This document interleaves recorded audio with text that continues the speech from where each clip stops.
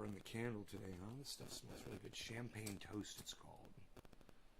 Like a nice candle to set the mood. Hey, Beazle. What's up, Bees? Beazle's coming in. Hey, buddy. Come here, Bees. Hey. You got a new scar by your eye, I see, huh? I wonder if that's going to be permanent. A big old scar. Scar face. Hey, 4-name girl, what's up? What's up? What's up? Thank you for watching the show, Debbie. Nick Brown, thank you for sharing the show. What's up, bro? So, you guys know that I usually take time to start the show, let people get in and whatever. I think I'm just going to get right into it from now on, if I can remember. Shahid Buttar is a politician that's running against Nancy Pelosi. And I know what you think immediately. The first thing you think is, oh, he must be a good guy. He's running against that horrible person, Nancy Pelosi. He must be great, you know? And let me tell you why he's running against Nancy Pelosi, okay? He's trying to improve his image politically. So when you hear, you don't know who he is, but you just hear that there's someone running against Nancy Pelosi, you're going to automatically like them, right? Think about that. That's why he's doing it. I could totally see through this guy. He's the most transparent piece of shit that I've ever seen in my entire life. What blows my mind is that all my buddies, you know, all the people that I've interviewed, they always have him on their show. All of them. You know, everybody thinks this guy's just great. So, I can see through this guy because I just have this ability to listen to someone talk sometimes, and I can just hear them for what they are. I have a talent. It doesn't always work, but sometimes I just have a gut feeling about somebody. This guy, I saw him, I listened to him, I said, that guy's a fucking phony. He's a fucking liar. I don't trust anything he says. I'm going to look into these sexual allegations because nobody wants to talk about it. I'm going to look into it because I'm curious and I'm sick of this motherfucker walking around acting like his shit don't stink when I can tell when my sixth sense is buzzing off like your nadar goes off when I go live. Right? And I'm like, this guy's bad. This guy is bad to the core.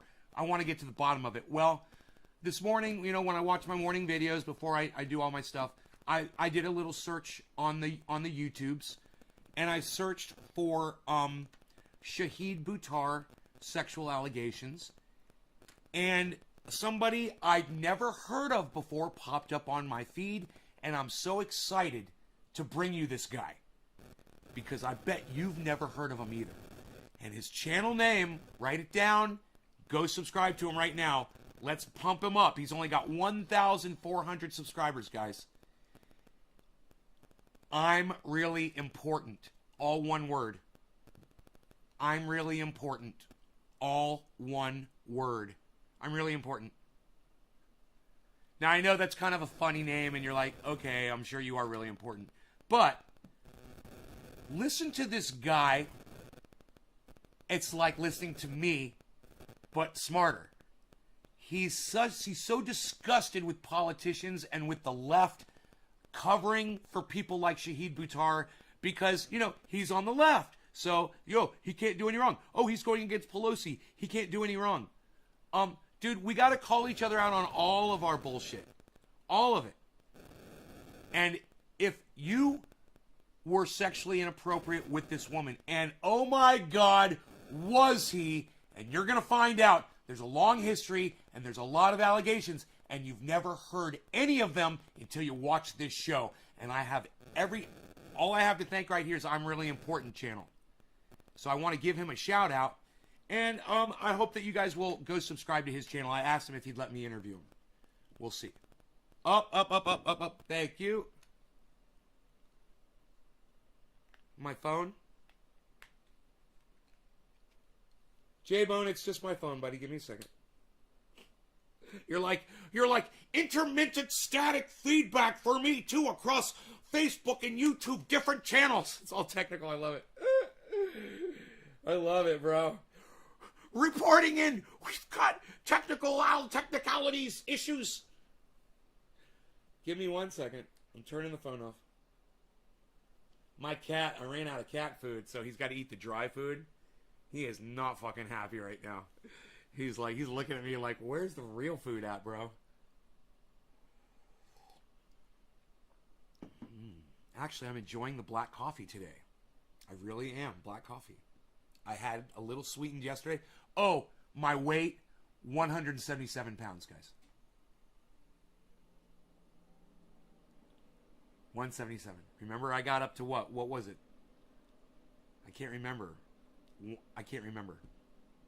Recently, I was like a 186 or something. I feel really good. Anyhow, so I found this guy's channel, and I watched 18 minutes in, and I'm telling you, I was riveted for fucking 18 minutes. You guys don't have to hear all of his opinion about it, but he does a really good job of eviscerating the fucking left, man. Eviscerating my friends. Who are my friends? Progressives who have podcasts, who have Shahid Buttar on their channel, and don't call him on his bullshit. He's running against Nancy Pelosi. Everyone needs to know this guy, and everyone needs to listen to him. No, I don't care what he has to say. And this is why.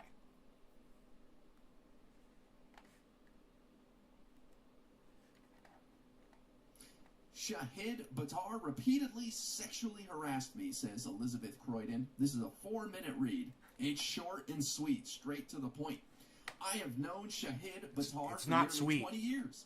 When I met Shahid in 2003, he lived in a communal home in D.C., which served as a hub for freelance opportunities in activism and the arts.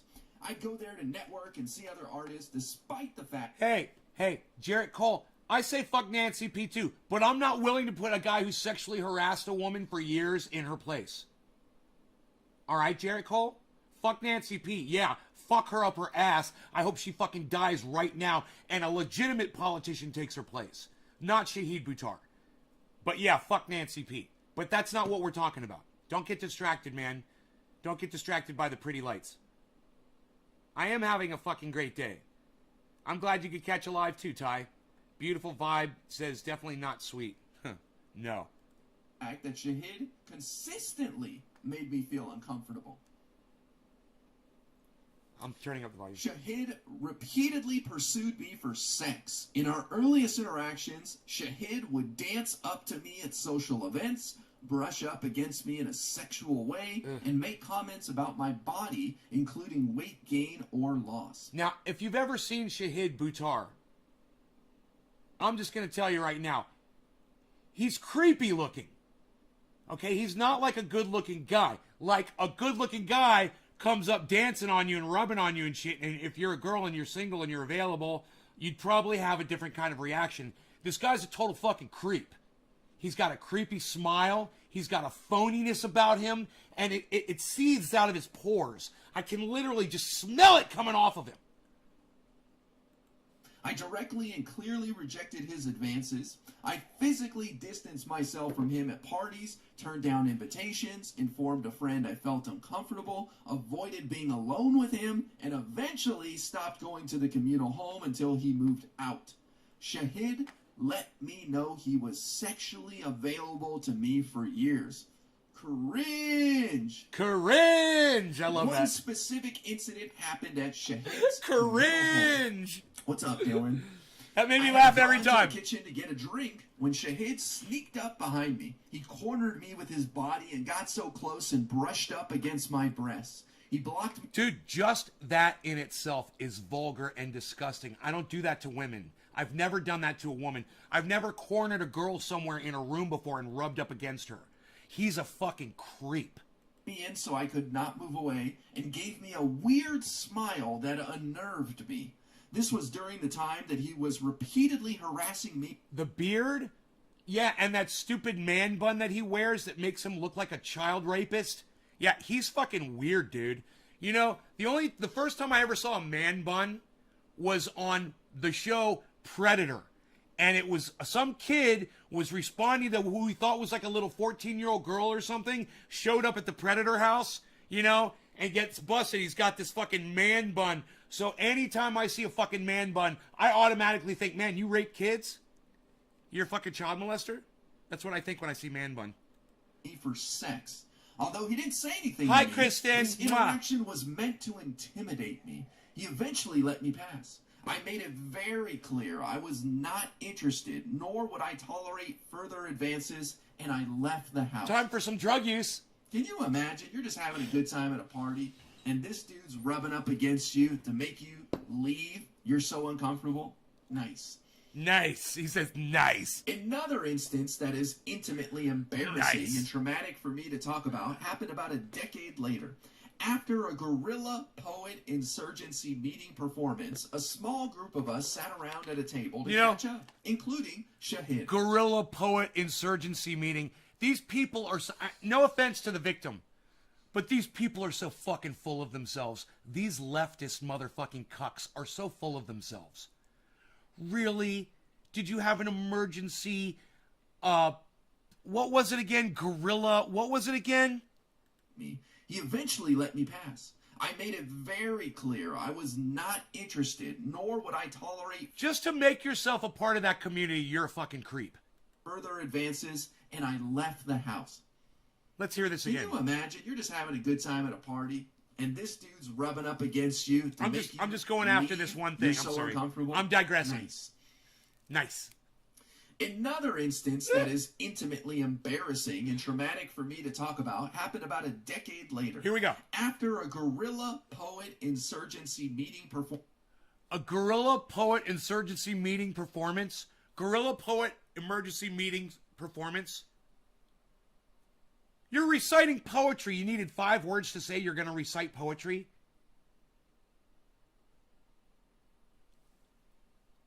So these people, to start out with, they're already weird. They put themselves in a weird situation with weird people with weird names to talk about the weird shit that they do. They're weird. It's almost cultish. Performance, a small group of us sat around at a table to catch up, including Shahid. One of my friends asked how long it had been since people had had sex. Others answered. I responded I'd been celibate for some years. Shahid's response shocked and embarrassed me. Listen to this. Oh my God, that is way too long. How can you go without sex that long? Who's the first That's one to insane. share? I couldn't do it, you poor thing. It must be so hard. Nick, thank you. I told him that my celibacy was a voluntary decision because it helped me cope with surviving sexual assaults, batteries, and other misconduct. I felt degraded, nauseated, and revolted that he would mock me in front of friends who looked to me as an outspoken voice for women. Okay, for all of you that are sharing this video, I smoke. For all of you that are watching this video, I smoke. I want to say thank you to all of you guys. Thank you so much. Cheers. Later, when the group walked back to the communal house where Shahid used to live, he said, I still can't believe you aren't getting it. Shahid turned to the woman that he was with and said, can you believe Liz has been celibate that long, honey? Oh my God, what is wrong with you? Don't worry, Liz. We'll find someone to F you. Someone will do it. Someone has to F you, Liz. I'd do it, but I'm taken. Wow, what a nice guy. Look at that. He offered to do it, but he's taken. What a nice guy. I turned around to see Shahid smiling spitefully as he had done years ago in his kitchen. I'm so confused at that statement. I turned around. You guys were all sitting around a table. What do you mean you turned around? She got up to walk away, I guess. As if to taunt me for rejecting him years before. I repeated that celibacy was my choice and asked him to let it go. Once we got to the house, Shahid again started telling people that I hadn't been effed in a long time. Dude, that's fucking sick. That's fucking sick that Shahid Buttar would do that. He's a fucking piece of shit. You know, this story is so fucking crazy and stupid that it has absolutely got to be true. Because this is borderline sexual harassment. It's not like, yeah, he grabbed my ass, he grabbed my tits, he told me he wanted to fuck me. He fucking came up and smelled me, you know. He lifted up my hair and he fucking massaged my back. It's not like that. It's explicit, creepy shit that you know is fucking true. I had this guy nailed from the beginning. And listen, Those of you guys that are leaving the show, I'm sorry that you can't stay. I just want you to know you're going to miss something really awesome if you leave. Don't leave, man. Stay and watch the show. It's going to be one of the best ones. That's all I can say to you. I see a lot of people are leaving. I don't find this shit boring at all. This guy's running against Nancy Pelosi.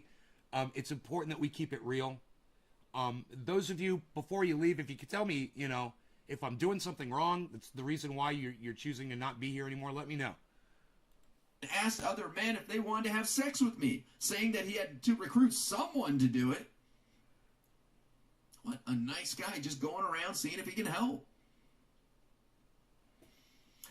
Right, Kristen? If you can't respect a woman, if you don't know how to behave around women, then you don't need to be a leader in society. You know, Donald Trump becoming president of the United States, as far as I'm concerned, that was, I guess, would the word be a pariah? Is that the wrong word? I don't even think that's the right word. It would be,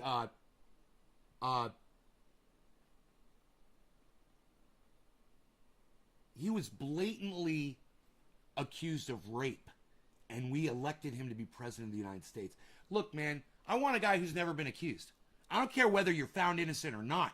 Fuck you. You've been accused by 30 women. I don't want you to be president of the United States. But hey, man, that's just me. You want to call me a misogynist? That's how strongly I feel about women. You want to call me a misogynist? I literally wouldn't fucking support Donald Trump because he's a fucking accused rapist. I don't care whether it's true or not. I don't fucking care. Show me a person who's never been accused of rape. Oh, that's pretty easy, Barack Obama. Never accused of rape, ever. Hey, man, I'm not saying he's a great president, but he was never accused of rape. Certainly we can find some other guys who've never been accused of rape before to make them president of the... Or a woman. You know, is that why we want a woman president? Because we can say she's never raped anybody? I'm all for it. Let's get a woman in there, man. We're not going to have to worry about rape allegations. It automatically gets rid of that shit. You know? Great. I reminded him I was a survivor of... And I will laugh my ass off. In a few years, we have a female president, and she's being accused of rape, and it turns out to be true. I will laugh, and I will laugh, and I will laugh. I'll be like, okay, I was wrong. Several sexual... I know women can rape. I know that. I know. Assaults and batteries. Wow, that's always fun when you have to bring that up. While ridiculing me was being framed as humorous, it never had a humorous tone. I did... But what I'm saying, Chris, is the chances of a woman raping a man are much less. And most guys get raped by a woman, and they're gonna keep that one to themselves probably, and not share that out. You know, it's kind of would be an embarrassing thing, I think, to make public that you've been raped by a woman. My best to hold my composure, but the truth is, my PTSD had been triggered. The more he taunted me, the more painful and vivid memories of the sexual assaults flooded my mind. I remember crying all night until my eyes were swollen because of the contempt and degradation I was shown in front of other women. Wow. Boy, I've cried all night very, very few times in my life. I don't know if I ever have, in all honesty. Maybe after, like, severe breakups when I was a teenager and didn't know how to handle my emotions. I could not imagine what would make me cry like that now. Like, that must be such torment that you're dealing with, PTSD, and just emotional stress. And to put someone through that is just wild to me. That's why I like this guy. Because you don't just get the news, and you don't just get his opinion about it, you also get his little anecdotal stuff. He's great. He's a great fucking podcaster. I love this guy. I don't even know his name yet, but he's fucking great. Based on my personal experiences and many others not detailed, Shahid Buttar is not trustworthy or deserving of holding elected office. I'm compelled to share my story about Shahid as he may have harassed other women, hint, hint, other women, and may continue this behavior. And can I just say this, just to show you how cucked the left is? I know his channel name. Gimli owns. I know his channel name. I don't know his name. But thank you for trying to help. Dude, look, he's getting ratioed here, guys. This is bullshit. He's got 63 thumbs ups, but he's got fucking 35 thumbs downs. So this is what I want you to do. I want all of you to go to his channel. I want you to all go to this thing if you can. And I want you to give him as many thumbs ups as you possibly can. Okay? That's not right. That's not right. And what that shows is that people on the left, progressives, are coming over to support Shahid Buttar and attack this guy who's being keeping it totally straight. I'm listening to him and I'm telling you, Shahid Buttar is a fucking creep. These stories are explicit. They are detailed. They're borderline sexual harassment. And there's no fucking way in hell that these stories were created in somebody's mind. Like I said, if you're going to fucking out him for fucking something he didn't do, you're going to say he groped you. He fucking grabbed my pussy. That's what I would say. Period. You know, the fact that this woman is saying, you know, he cornered me and he rubbed up against me, slightly brushed up against me and smiled at me weird. That sounds pretty fucking realistic. That's what a creep does. Number one. Number two, it's not enough to really go to the police and say the guy smiled at me weird and brushed up against me, and the police are going to be like, there's nothing we can do, so why go and tell anybody about it? However, the guy's a fucking creep, and he's be called out, and he's a fucking liar. And that's the most important thing that you walk away from this discussion about, is the fact that he won't come out and just address the actual situations. He won't talk about anybody. I told you guys, don't leave the show, right? Because some people are leaving. I've got a clip of Shahid Buttar talking about this. It's on my Twitter, and those of you, very few of you, that saw that on my Twitter, nobody sees my tweets. But I did put it up on Twitter. Who saw the Shahid Buttar video, and who can tell me why that is related to this? I would love to hear from you right now. If not, it's okay. We're going to keep going. But like I said, don't walk away. We're almost done with this guy who's fantastic, and you should all be subscribed to I'm Really Important on YouTube, and he's also on Twitch. I'm Really Important. Let him know that Nay's Garden, a channel with 25,000 subscribers, sent you guys over there. Let him know. And let him know he should come over here and let me interview him and get him some more subscribers. Because he's only got I don't know what he's got on Twitch. He might be blowing Twitch up. But on YouTube, he's only got 1,400. So let's do something for him. Behavior as a congressman if elected. Like many survivors, I felt terrified for my safety because speaking out against powerful men is dangerous. But coming forward, I hope to show others they can do the same. I remain in constant solidarity with survivors. It's not just about speaking out against powerful men, okay? That's important to her. What's important to me is that all politicians get exposed for the liars they are. He's using the race against Pelosi to cover up the things that he's done in his past. And he thinks that if he goes against Pelosi, because Pelosi's so evil, that everyone's going to forget about his past, and he can just Donald Trump his way through his past. We need to have learned from Donald Trump. We need to learn from Joe Biden. We need to learn from all of these people. We need to look at this guy and say, no, we can't take it anymore. Okay? Give us somebody better. We don't want Buttar. We want better. Of all genders and holding abusers accountable for their Enoch, actions. why you This beasling? only makes our community and movement stronger.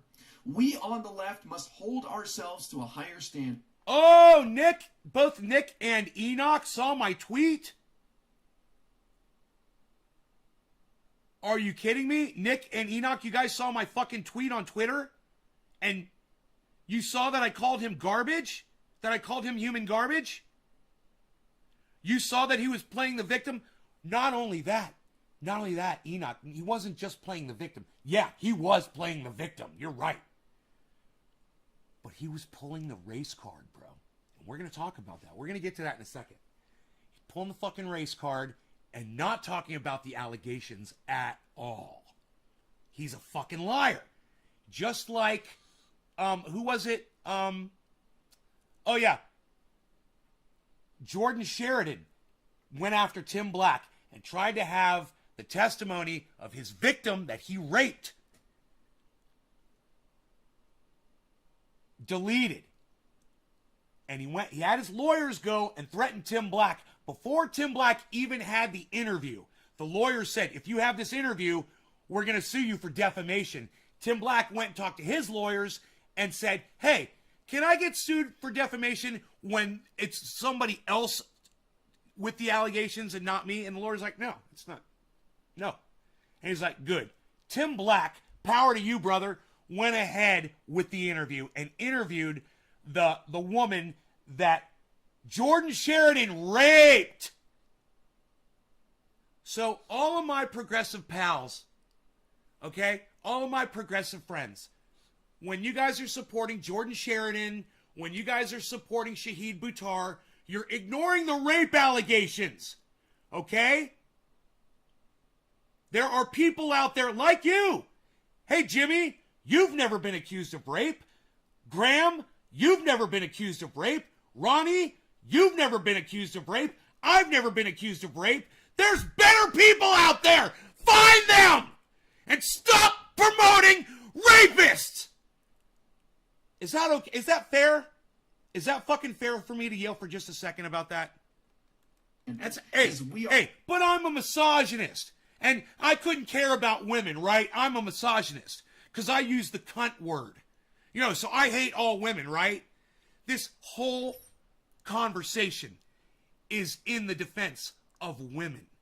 It is about Shahid Buttar being a monster. And we're going to get to that. We're going to get to the way he is a fucking monster using politics and his race and Nancy Pelosi's evil to cover up what he's done. He's projecting slightly, but he is quite the shifty politician. He is so fucking shifty. And I feel like I'm in a motocross race and the gates are up and I got my bike and I got it like this and I got it in first gear and I got the throttle all the way back and my bike's going redlined. That's where I am. And I just want to jump that fucking gate right now and I want to show you the Shahid Buttar footage. But we got to listen to all of the allegations. The victim deserves it at least. So let's go ahead. Let's finish this. We are committed to creating a just and equitable world free from sexual misconduct, misogyny, and bullying. After much contemplation, I made the decision to come all forward of you. about Cheers. my Thank you. With Shahid because I cannot accept the rape culture which permeates every political ideology, including the left. Men who consider themselves progressive or radical need to take responsibility for the sexual misconduct and misogyny within our communities. Wow, shocking. There's sexual misconduct and misogyny within progressive communities. We can find the strength and courage to put candidates forward of the highest quality and trustworthy substance. If we as a movement will not stand with the most vulnerable in our society, we are not who we claim we are. I hope that by coming forward, progressives across America will think twice before investing their time, donations, and trust in a candidate that has a long history of sexual harassment. Or a journalist. Or a journalist. You know,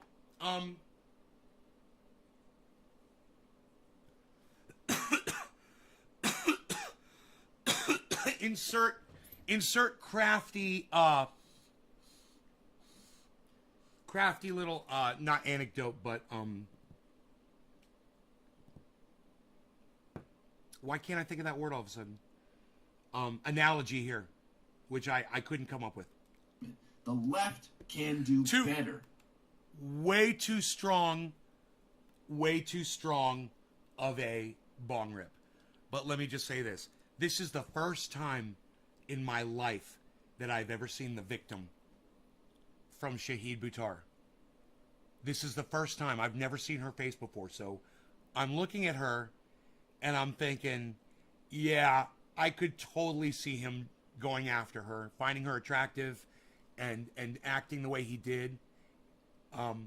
Especially in the environments that they were putting themselves in. You're putting yourselves in a cultish. Listen, man, you guys heard what they were calling their little poetry recital. You heard about their little meetings that they were doing. They were in like a cult.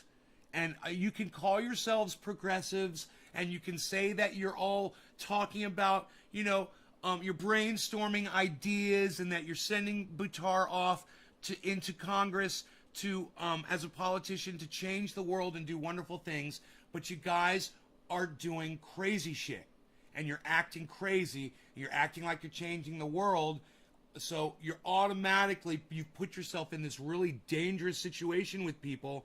I understand that situation, man, where people, he thinks he's going to push the limits because you guys are in an environment where socially you guys are more touchy-feely, you guys are more open, you guys talk about love, and you guys talk about the connections that we all share. There is an electricity. I know what you motherfuckers talk about. There's an energy that we all share. We're all part of the earth, and we're all on the same vibration. We're all vibrating together. This is all fucking sexual reference, so y'all can fuck each other. Okay, fuck y'all. All right, that's exactly what that is. You're not all in the fucking same vibration. We're all fucking over the place. Humans are fucking, every single human is distinct from any other one. That we're all different. And to say that we're all vibing in the same, we've all got the same hearts and minds, and we're all bullshit. You guys all just want to fuck each other.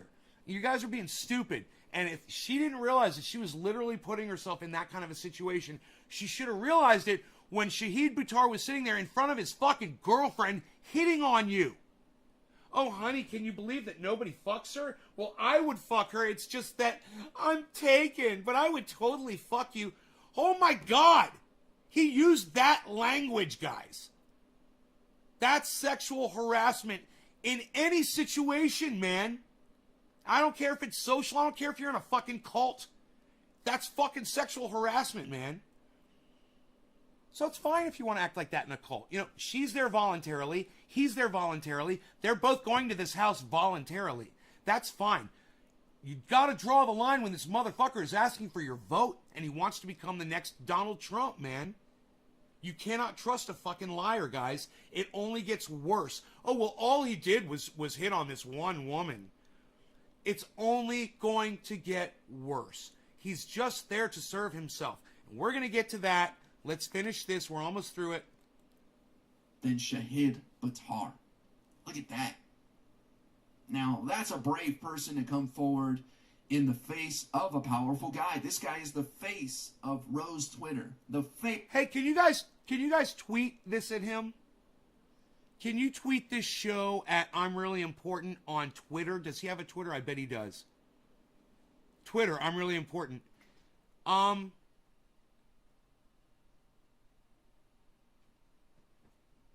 Could you guys do it for me?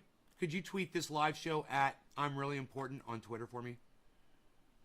I would really appreciate that if you guys would do that. I think he posts weekly. Face of progressive politics in America. And again, the reaction from two of the biggest leftist streamers on this platform. I'm fucking telling you that me and this guy together, I'm telling you, man, this is what I've been looking for years. Somebody who is really keeping it real and actually calling the podcasters out on their bullshit. Of course, calling the politicians out, even the ones, even like Bernie Sanders. I'd love to hear his take on Bernie Sanders. I'd love to hear his take on the squad. Pelosi plant, probably. It's very possible. And streamer number 2. You know what this guy's problem is? His problem is he has to keep it real. He has to tell you the truth. He has to look at the facts and tell you exactly what he sees. He can't paint a picture. He can't follow a narrative. He can only tell you what he sees and how he fucking feels about it. This guy is me. I'm fucking telling you. This guy is me. Without the fucking hair and with a better voice probably and way cooler shit behind him on the wall. That's cool. He's got cool shit back there. I'm fucking telling you, he is really important. You guys need to check out on YouTube. You guys should all be following this guy. He's got 1,400 subscribers. But you want to know the good news? The good news is this video from 2020 has 1,410 views. That's beautiful news. You want to know the bad news? The bad news is that his videos are getting algorithmed on YouTube by Shitlips and the Shitlips crew of engineers over there at ShitTube. on the Googles. So you can help him right now by taking, I'm going to copy and paste this once again in the live stream, and I want you guys to tweet this video and his video out, the one that I just gave you. You tweet his video from 2020. This guy was calling Shahid Buttar out a year ago. And so was I on my channel. You can go find it on my channel too. This video is a year old. This guy has been calling people out on their bullshit for over a year. And I want you guys to check him out. And I want you guys to support him. So very important. I say this, I make a big deal about it. I know I'll get, 1, 2, or 3 of you to go over there and give him just a handful of subscribers. I would be so fucking happy if all 20 of you watching the show would open up your YouTube app right now. Open up YouTube. You can navigate away from this show. I don't give a fuck. Go over there. Go to YouTube. Whatever you got to do. Type in the search. I'm Really Important. Go to his channel. Subscribe. Sign up for notifications. Support this guy. I'm telling you, man, this guy's not huge on YouTube because he's like me and he's keeping it real. He's saying shit the establishment doesn't want to hear. I'm telling you, you all should be following this guy. When I'm dead, you should be listening to this guy, okay? And when I'm alive, you should be listening to him too. I don't know. I have to look into it. I want to make sure we give him a fair shake. Wow. Wow. Hey, press number 1 if you follow in my chat right now. Press number 1 in my chat right now if you follow Cody Johnston, Some More News on YouTube, and you follow him on Twitter, Cody Johnston on Twitter.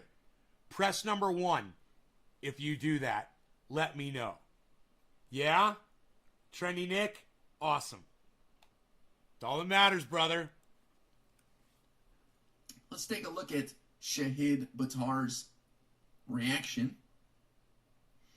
Someone actually said that? Oh, 2 people said that, Dylan. 2 people said that within the last 24 hours. Shahid said a former acquaintance recently provided a statement on Twitter regarding sexual harassment. These claims are false. Every survivor must be heard, and I hope to be allowed the same opportunity to be heard as well. Bro, if the claims are false, then you can go through every single allegation one by one. That's all you got to do, Shahid. That's all you got to do. That's all you got to do. Okay, the claims are false. Great. Address the claims, Shahid.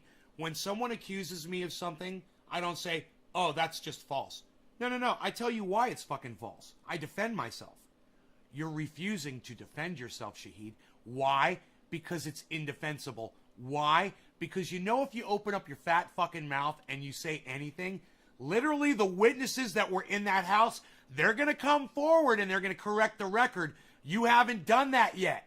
And that's why they're not coming forward, because they don't have to. Because as of right now, the record stands that you were sexually harassing this woman all over the place. You made her feel uncomfortable every chance you fucking got. If you were such a great person, Shahid, let me tell you something else. Her and everybody else, they'd be coming out to love you and support you, man, if you were such a great person.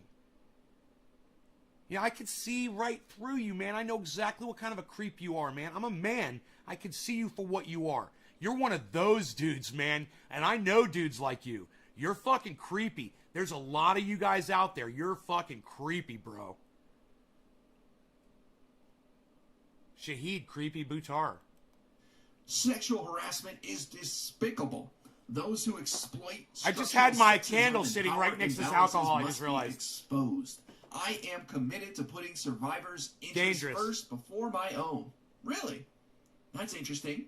You just said in the tweet before that these claims are false, but that completely destroys anybody's interest in coming forward because you just did exactly what everyone is scared of happening when they come forward. These claims have been amplified by former staff who have conflated our campaign's attempts to manage concerns with their performance with gender-based discrimination. Do you hear this now?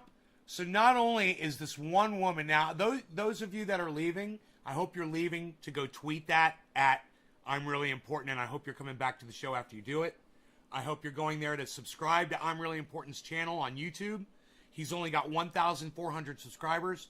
I've got 25,000 subscribers. Okay? This guy is amplifying exactly what I say to... He got 1,400 people to watch that show. To literally thousands of people. I don't get that kind of visibility. He's getting it at least. But his channel's getting shut down. So his last few videos only got 200 or 100 views. Right? He's getting algorithmed. He could use some help. And he might need a little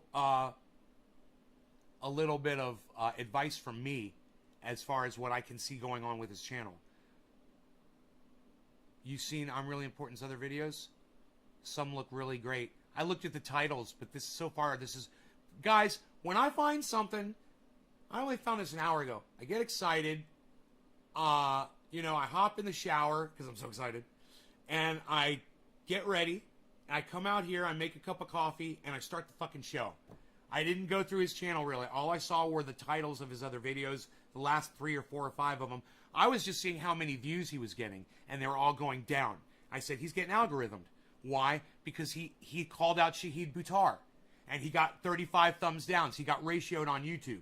So the algorithm is shutting him down. You guys have got to go over there and give him thumbs ups. Now, I've got 25 channels on YouTube. I can get that 63, probably up to about 73. I can log into at least 10 of my channels. I can get that 63 up to 73 from this computer. But you guys could help too by going over there and giving him a thumbs up on that video, getting him unratioed on all of his videos, give him thumbs ups on everything. And share his channel around and tell people about him, man. If you guys love me, there's nothing that's stopping you from packing a nice fat bowl and watching this guy. I'm telling you, his commentary is identical to my commentary. His commentary is identical to my commentary. I just say cunt and motherfucker and child fucker and stupid fucking moronic fucking idiots that I want to fucking throat punch and I yell. Well, he doesn't do that.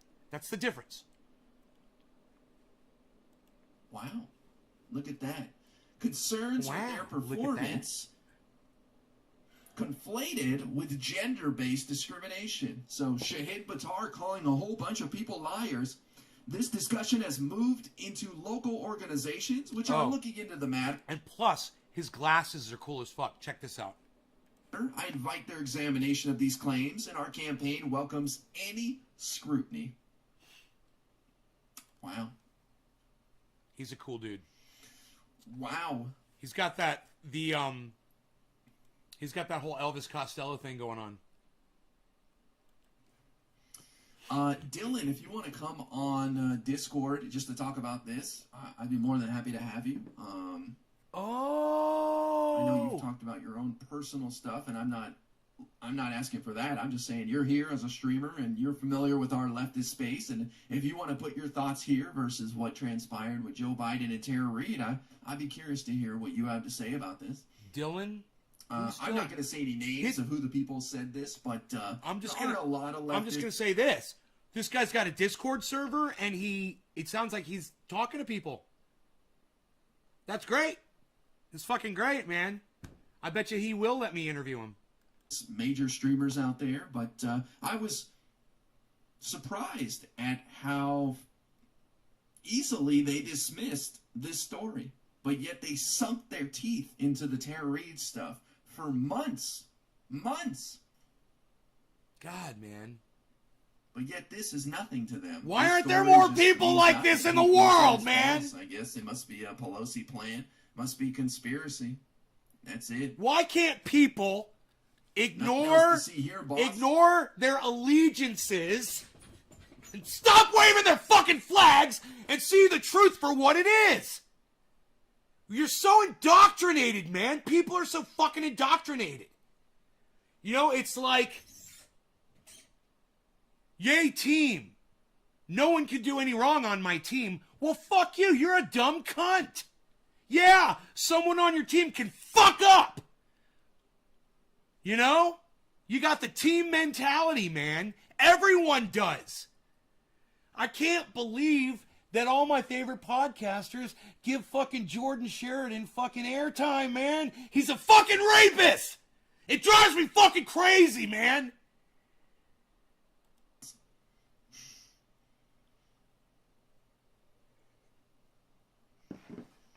K2 Trek, what's going on? I apologize, dumb question. No dumb questions. What does Pelosi plant mean, intelligence gathering? It means that Pelosi paid this person to write this story to try to discredit Shahid. Right. That's the narrative. That's the narrative. This person is acting on behalf of Nancy Pelosi, making up. And I got to tell you, if anything that she says is verifiable, if one person can come forward and say, I was in that house, that's true. Or I just say that house was there and it existed and there was a community. These meetings happened. We were there, blah, blah, blah. There's a photograph of her and him together. Anything like that to corroborate what she's saying.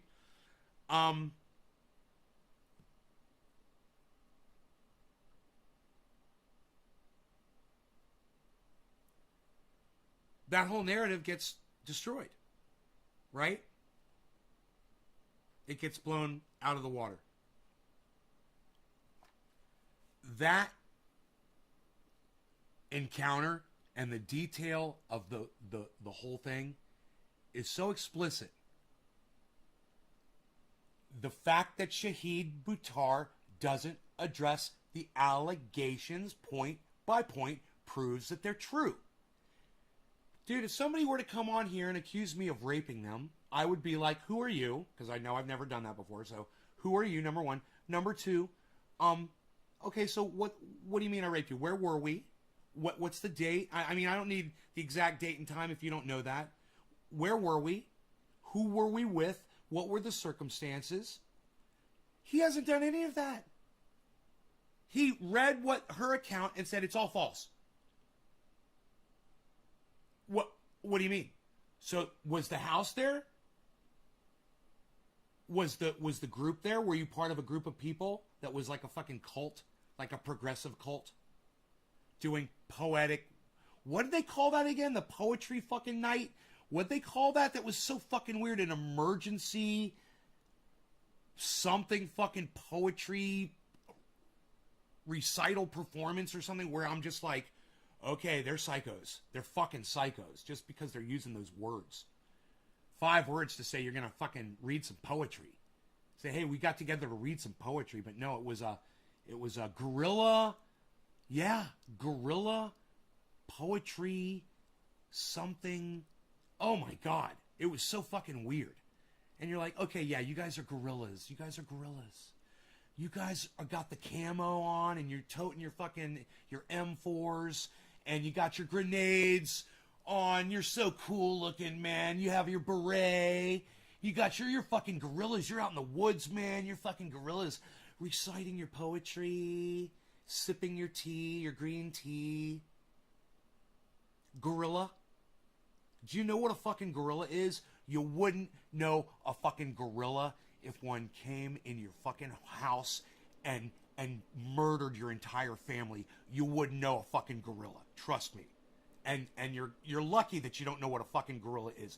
Don't say you're doing a gorilla fucking poetry recital. All right? You're no fucking gorilla. All right? You're not even a rhesus monkey, okay? You're whatever the smallest primate is. That's not even you. You know what? Even let's go to the smallest mammal. That's not even you. You're a fucking tick on the dick of a fucking mouse. That's what you are.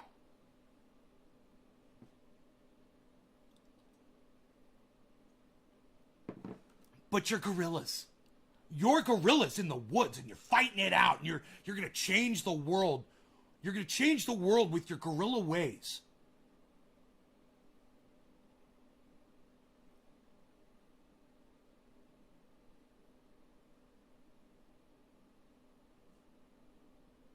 guerrilla poets like to choose unusual media or materials. They're not fucking gorillas. They're not fucking gorillas, dude. Trust me. The poetry and gorilla, those two words don't go together. Okay? That's like onion and chocolate. Hey man, I got some chocolate covered onions, bro. You want some?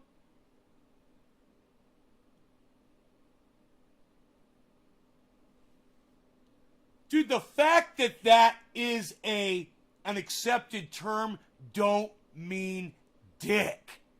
The fact that those fucking cultists decided to use that terminology to refer to themselves. Oh, we're doing a guerrilla emergency. Dude, it was a whole thing, man. It wasn't just the word gorilla. It was emergency something else. I wish I could remember the other fucking words.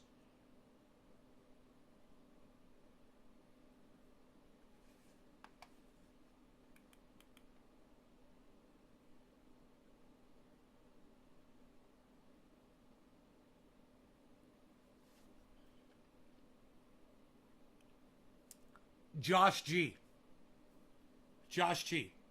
There's no such thing as guerrilla poetry, and you want to know why? You want to know why? I'm going to prove it to you right now. Are you ready? Josh, are you with me? There's no such thing as guerrilla poetry. You want to know why?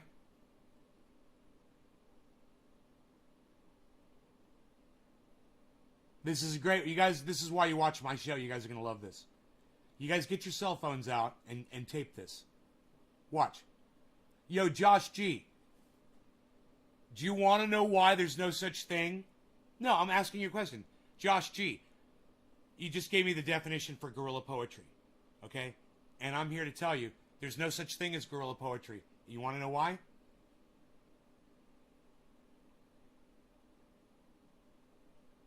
Are they just trying to say that they're small in numbers because a poet is just one man? And to be a guerrilla poet, you need at least 3 of you? Like to be a mass murderer?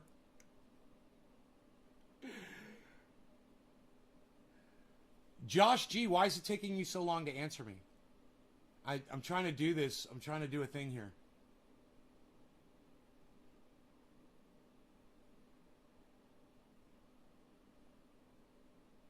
Here. Okay, Josh G is just fucking ignoring me for some reason, so let me start here. Josh G says this, everybody. Josh G says, he gave me the definition, which is fine. The definition, because I don't know if I knew guerrilla poetry was a thing or not. I mean, I've known about, the guerrilla, not guerrilla, but the bars. Yeah, I've performed acoustic guitar on stages where I shared them with poets that would come up and recite poetry in between when I'm playing guitar. So I remember, and I've heard the poetry that they do on the late night TVs or their whatever the fuck they call that. I'm familiar with, all the cool fucking poetry. Poets need to make themselves feel cool. I'm aware of that. I don't know if I was aware of the term. So here's the term that Josh G gave. It says, guerrilla poetry involves publishing poetry in unexpected and unconventional ways, in unexpected and unconventional places. Guerrilla poets like to choose an unusual media or materials for their poems. Right.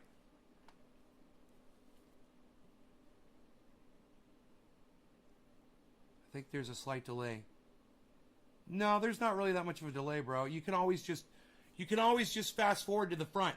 Dude, if it doesn't say live on the show, bro, then fucking refresh the page, man, or move the slider over to the front. Go fast forward the show, bro. Catch up. Instead of getting real time. You guys, so many of you don't realize to do this. I do it in live streams all the time, man. I don't care about the last minute of time. I want to be there right when they're saying shit. Oh, it does say live? All right, so, Josh, let's try this again. Because you still haven't answered me and you're fucking wasting so much of my time. I don't know why my audience does this. Hey, Josh G, do you want to know why there's no such thing as guerrilla poetry? Why that's all bullshit? And that definition is just some bullshit that people made up to make themselves feel good? you want to know why?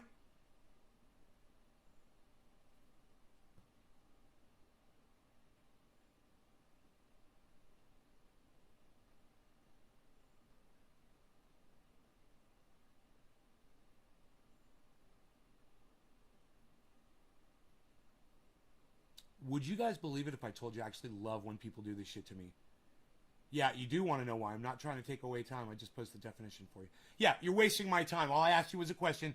You could have fucking answered me yes or no, and you didn't. It literally took you 2 minutes to get to here. So you wasted my fucking time. But here we go, bro, all right? The reason why is think of Shakespeare. Think of Shakespeare. Think of the poetry from a Shakespeare play. You got Romeo on a fucking balcony yelling his shit outside. You got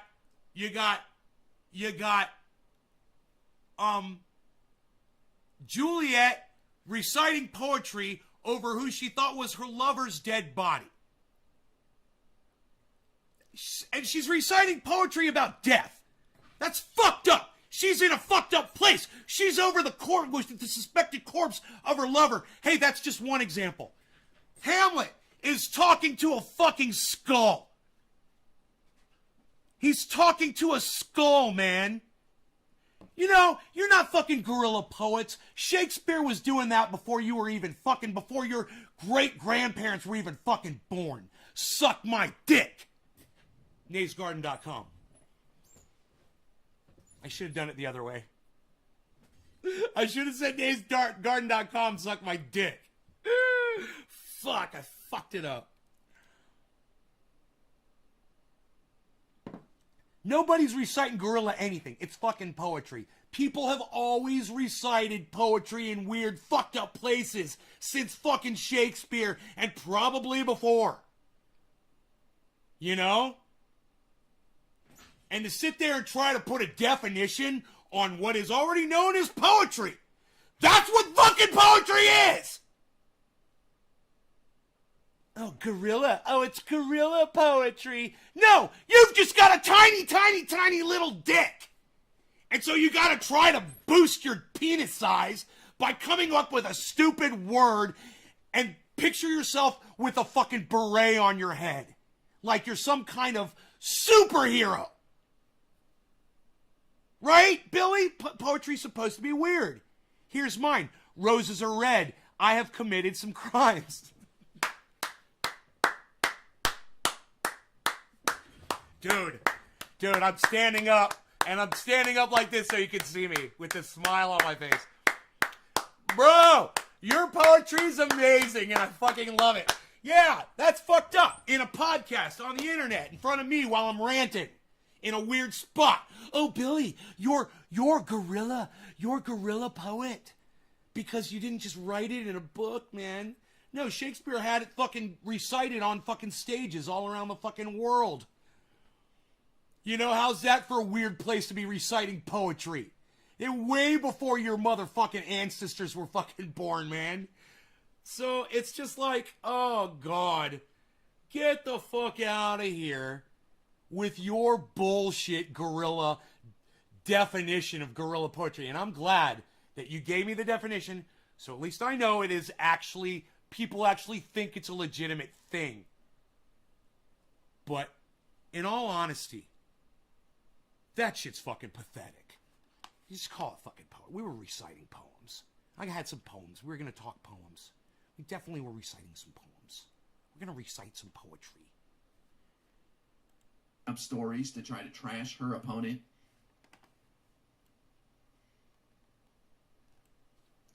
Trump only has a week and a half to come up with his healthcare plan. True. He said 2 weeks. He said 2 weeks. We're going to hold him to that. Press stop, Morlock. What's going on, man? Boy, oh boy, I don't think this story should go away anytime soon. Here There's not a lot of press about here it. come the complaints. Here come the complaints I can't find much major from the staffers. it, so I have to go to Twitter to see what people are saying. Watch this. I haven't gotten this far into the video yet, so this should be interesting. Look at this. If you guys are following I'm really important on YouTube. I'm really important on Twitter. This woman is subtweeting an article, but it says right here, Mission Local. I don't know what Mission Local is. It says news and more from the Mission District. I guess Mission District in San Francisco. It must be a local paper. It says Shahid Buttar was in for a hell of a climb taking on Representative Nancy Pelosi. Then a former colleague accused him of sexual harassment. Then multiple former staffers accused him of fostering a misogynistic workplace. He denies the allegations. Let's take a look at the Billy, you know this as well as I know this. Someone has already done that. I guarantee you. Google it or get on YouTube. It's too good of an idea. It's a great idea, but someone has to have already done that. You know, my father used to recite this. April, June, and November. No. 30 days have September. 30 days have September, April, June, and November. All the rest eat peanut butter except for my grandmother. She drives a Buick.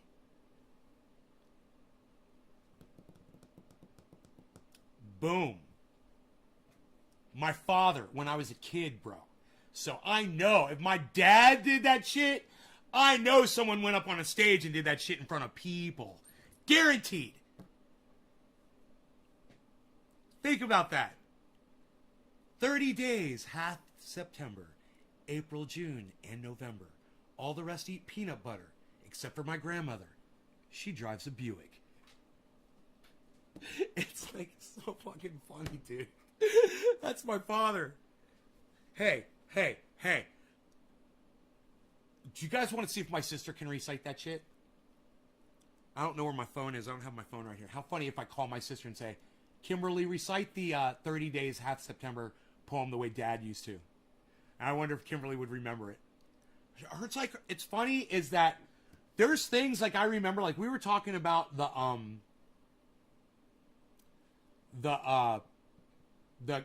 show that I used to watch when I was a little kid, and my sister didn't remember the song at all, and I'm like, what?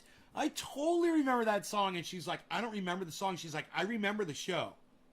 I'm like, oh my God, it was the coolest thing. The van. Oh my God, they would all get into this van. Oh my God, it was so funny, man. When we watched that intro, I'm like, that's right. They used to shove all this stuff into the van, all the people, and then all these huge crates that couldn't possibly fit in the van. And then they start speeding around, and you're just like, and it's rock and roll, and the music's like really good. Oh man, it was fucking awesome. You're good, Josh. We need some wood for the fire. Yeah, we need some wood for the fire, Josh. What did Josh say? My friend Nate, I could care less about poetry and their stupid definitions. Sorry for putting the definition in here. No. Josh. My friend Josh. Look. I do care about poetry, and I do care about definitions, and I care about facts. Always. And if you guys ever have something like that to share with me, never be afraid that I'm going to be mad at you for sharing something factual with me, unless you're literally doing cherry picking for straw manning an argument against me. That's different. And that's not what you were doing, bro. You're educating me. And I appreciate that. I should have known that what guerrilla poetry was. And I think maybe at one point in my life I had heard the term before and was aware of it, and that my brain literally deleted it because it was so insignificant to me. Right? And now when I go back and look at what it is, it's not a thing. That's why my brain deleted it, because it's literally not a thing, because poetry is like Billy said. It's meant to be recited from crazy places in crazy times, you know, and in crazy locations with crazy subject matter, and crazy audiences, and it should never make sense completely to the audience. There should always be room for interpretation. I mean, that's poetry, bro. They put the word gorilla in it, and I'm so glad that you showed me that, man. There's nothing wrong with that. You guys educate me. I'm here to learn too, guys. Just like, you know? All right, you're good. Like Enoch said, you're good. We needed some wood for the fire. Thank you. I'm burning for you, Josh G. I'm just saying, when I ask you a question, just answer me, okay? To help keep the continuity of my show, please, guys. Don't ever fuck with me like that again. Just if I ask you a question, answer. You know, I would really appreciate it. That's what I was really getting testy about, bro. Not you bringing up the definition of guerrilla poetry in such a neutral way, and I catch the shit stick. Okay, cool. Yeah, cool. Yeah, you're not catching the shit stick. I was mad about you not fucking answering me straight away. That's what I was mad about. You could have said yes and then started your long answer and shit. But I was just waiting so I could do my... I was trying to do a bit, bro. Thank you for the candle. Everybody copy and paste that candle. Everybody copy and paste that candle, please. I can't copy and paste it. Oh my god.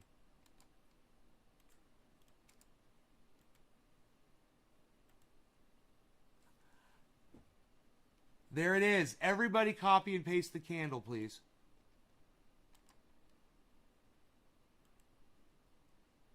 Look at that. Everybody copy and paste that candle. Oh. Look at all those. I'm going to try to grab this so I can give it to y'all.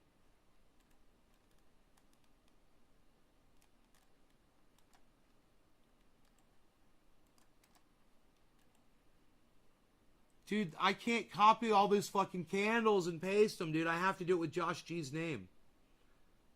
Here, wait, I could do it with Enoch's name. Wait, maybe I could do it with just the 3. Here, I'll do it with just the 3. Copy image.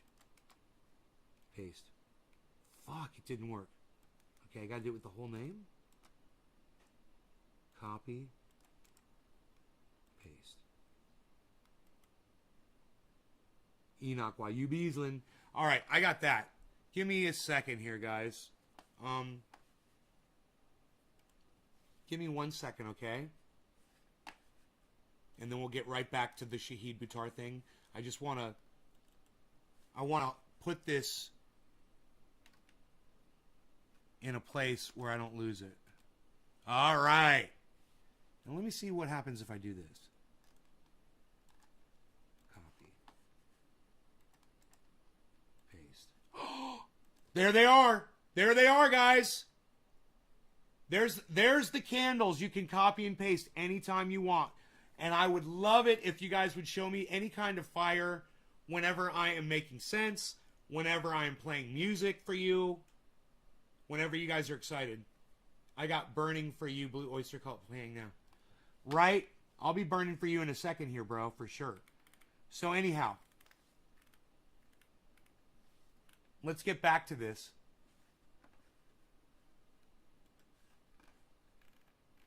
Yeah, we want to keep the continuity going. So speaking of that, here we go. Whoa. There it goes. Misogynistic workplace. Workplace. Now workplace. The campaign of Shahid Buttar, the attorney hoping to unseat Rep. Look at how creepy that guy is. Look how creepy that guy is.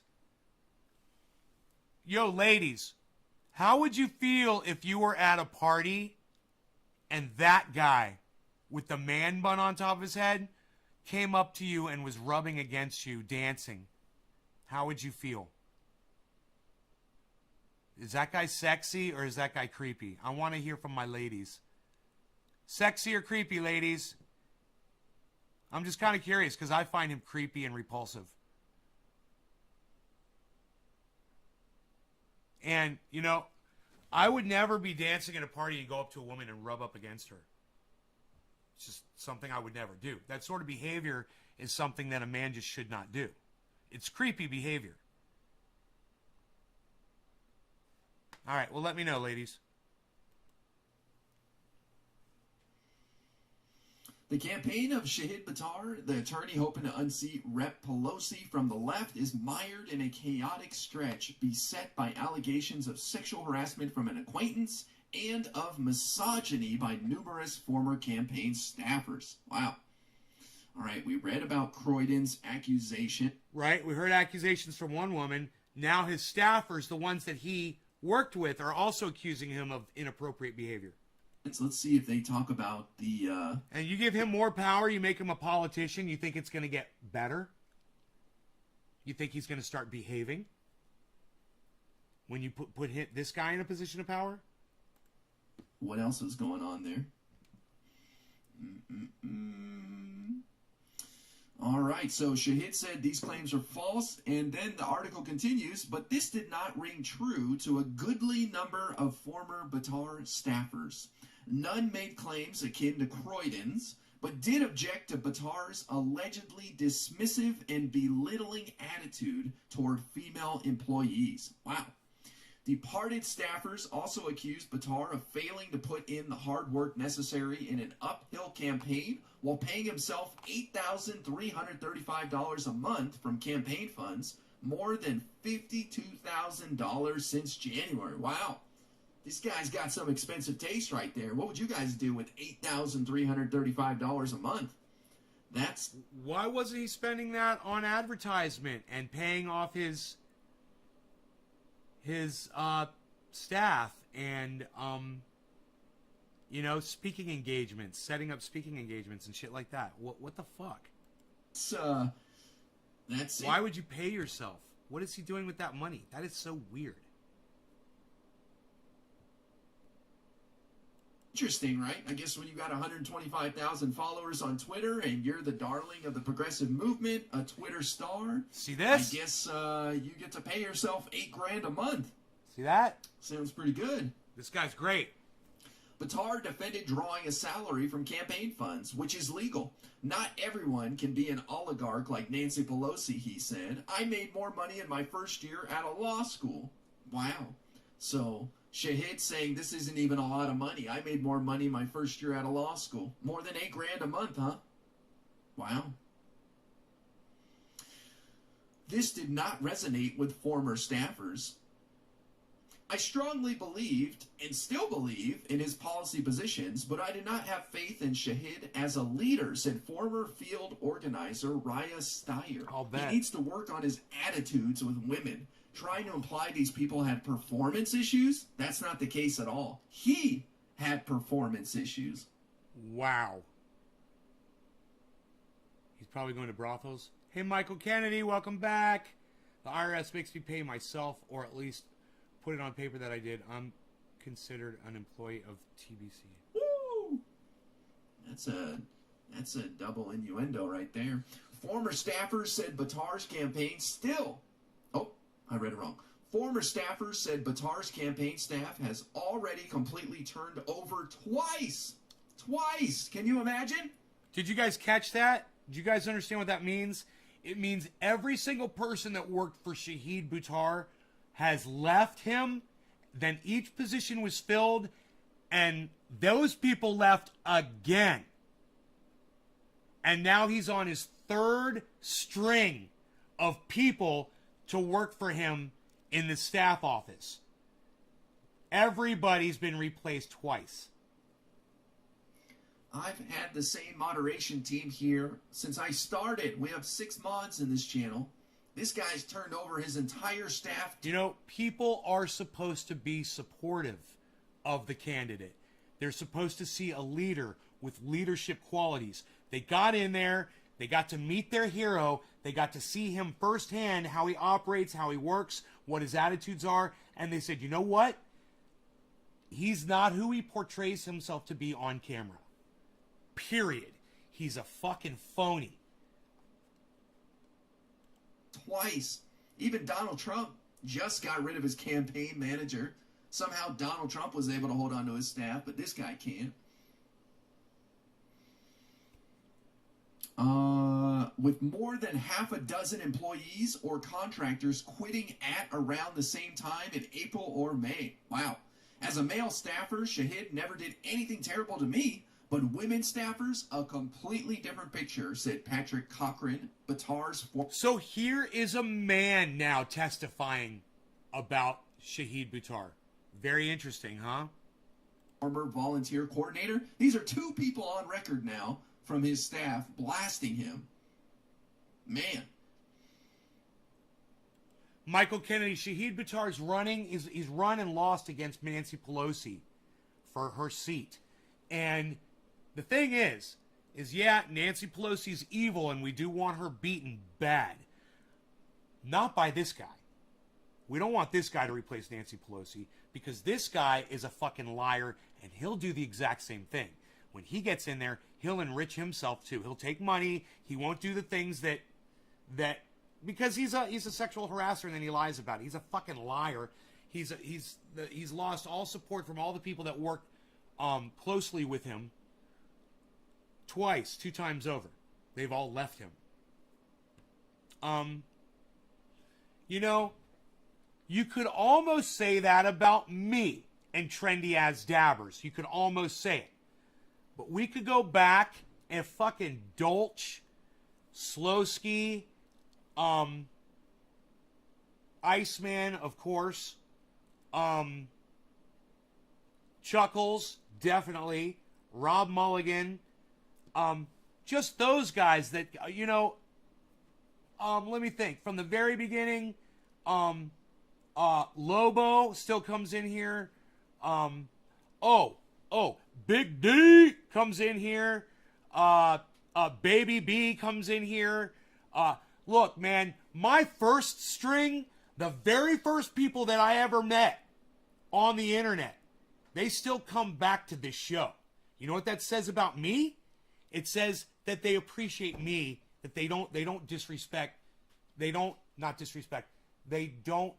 think that I am not what I appeared to be. They find me to be true. They still love me. I still love them too.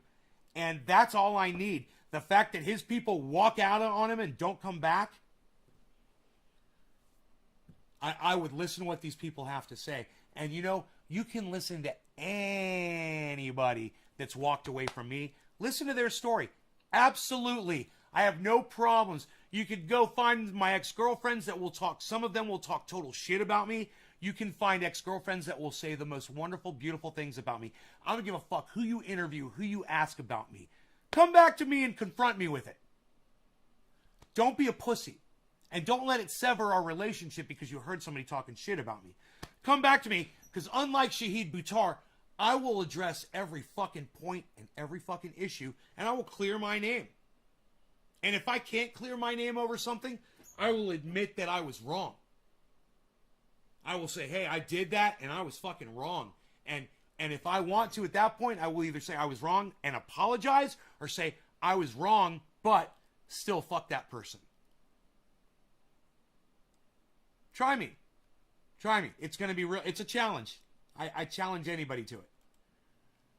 Cochrane recalls his female colleagues needing to gather 3 or 4 men to have their ideas taken seriously by the 2017? candidate. William Fitzgerald, who handled PR for Buttar, shared similar memories. It felt to me, as a white guy, he listened to me a lot more than the women members of his team, said Fitzgerald, a principal. Okay. You guys, listen to that. Because we're going to be talking about Shahid pulling the race card. Those of you guys who are leaving, you're going to miss the climax of this goddamn video. Don't walk out on what I have to say about the Shahid Buttar response. Don't walk out, you guys. I can't believe I can't believe that this show's not building and building and building with people. It's losing and losing and and this is why I'm so glad I found somebody like this who's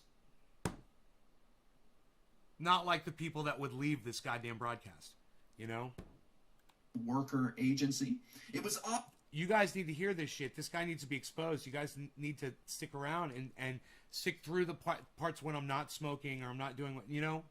It's like you got to grow a little bit. You got to show me that you can be adults and that you can learn and that, you know, you got to. Please. Yeah, don't run out on this fucking show, guys. Obvious, and he would often speak down to and be extremely rude to women and in front of lots of people. And it was not a one-off and not to just one woman. Fitzgerald says he broke ties with the campaign. Oh, Nemesis, thank you for the 100 bits, man. I appreciate it. I appreciate the support, my friend. Nice. Nice, man. Fitzgerald says He loves broke his audience. ties with the campaign in April. We wanted to see him through the primary. It was obvious, and he would often speak down to and be extremely rude to women. Man. Buttar took 13% of the vote in that March primary, coming a distant second to the incumbent Pelosi's 74%, but earning a rematch in November's general election. Multiple former campaign staffers declined interviews, including former campaign manager Jasper Wild and finance director Emily Jones, citing non-disparagement clauses in their contracts. Buttar denied the existence of the NDAs. Wow. Man. NDAs? Interesting. So here we have a guy with a pattern of demeaning conduct towards women. He's got NDAs in his contracts. He's got somebody writing a 4-minute long Medium article about how he sexually harassed her. This is not looking pretty here. Croydon, a longtime comic and actress, said she spent decades backstage with some of the nation's raunchiest and most belligerent comedians. None of them, she says, felt the need to probe and belittle her sexual history as she alleges Buttar did.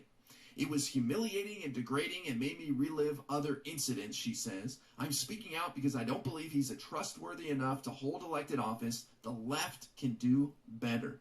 Buttar categorically denied all the allegations made in recent days, but was especially adamant that he never mocked Croydon for choosing to remain celibate following sexual assaults.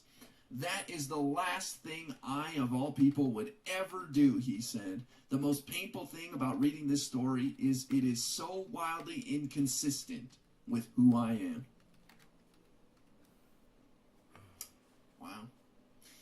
I'm going to leave it at that. But again, I want to bring this back to what I saw on this platform from two of the largest leftist streamers.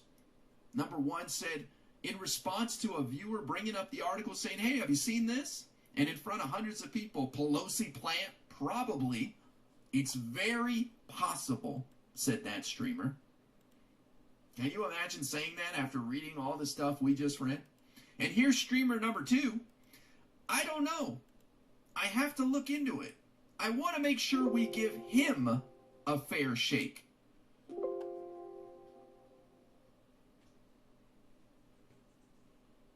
Yeah.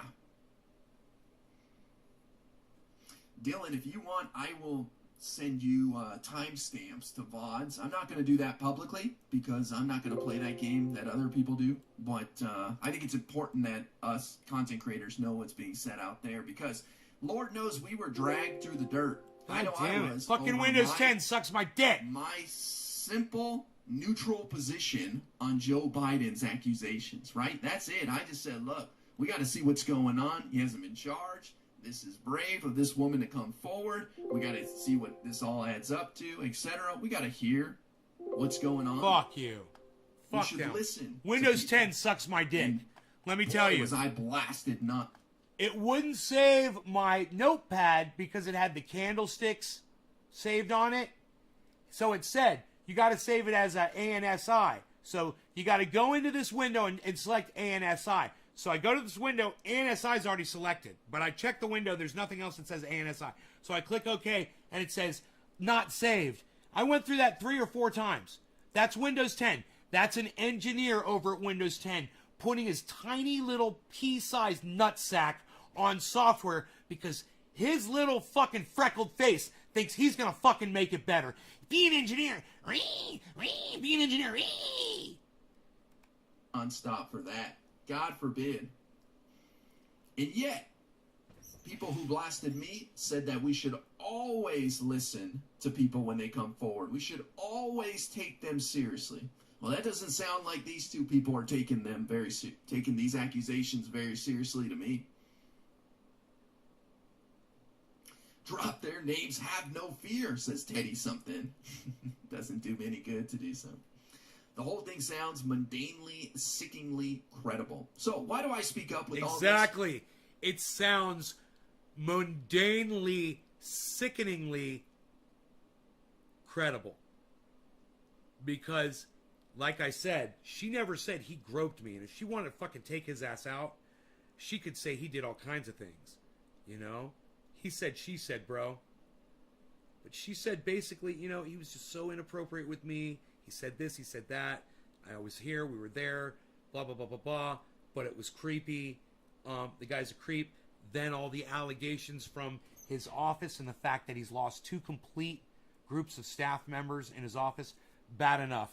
Now, let's go to what I told you. Now we're going to bring up the thing from Shahid Buttar that you guys got to fucking hear because it's fucking a priceless.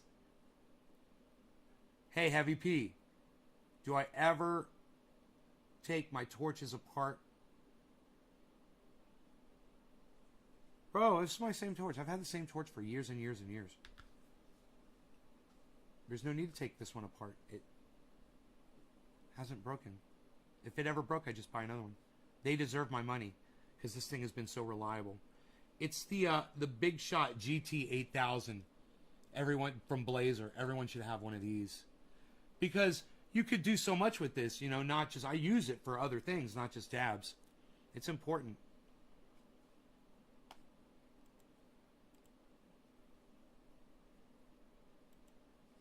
I'm going to retweet that at him.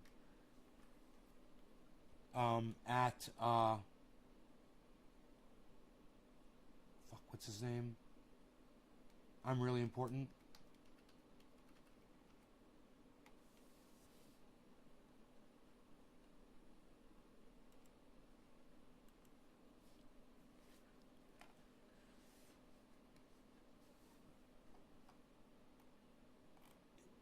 Yo, I love that you're retweeting, Doc, but when you just at retweet and you don't retweet at anybody, it's no one's really going to see that. I would so much rather you do a quote tweet and tweet it at people. But thank you for the retweet. But, you know, you can always go back to your retweet and see how few people are seeing your retweet, you know? And if you want people to see it, send it to people. Send it to Trendies, man. Send it back to all of my accounts.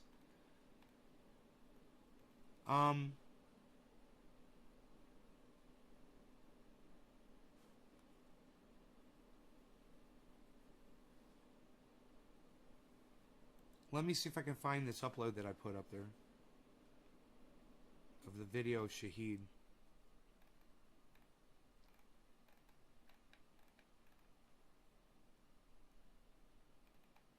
Okay, I don't see it. Nobody's retweeting it at me. Human garbage, Nick Brown.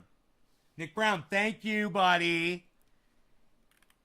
Nick Brown, because Nick Brown retweeted the tweet at me, I was able to find the tweet. So, here, I'll retweet this. Thank you, Nick. God damn it, man. I wish everybody would do this shit. I'm going to retweet this. Nay's Garden.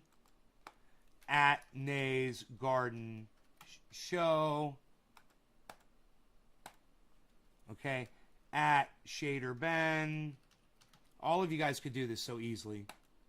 At Nay _ Trendy.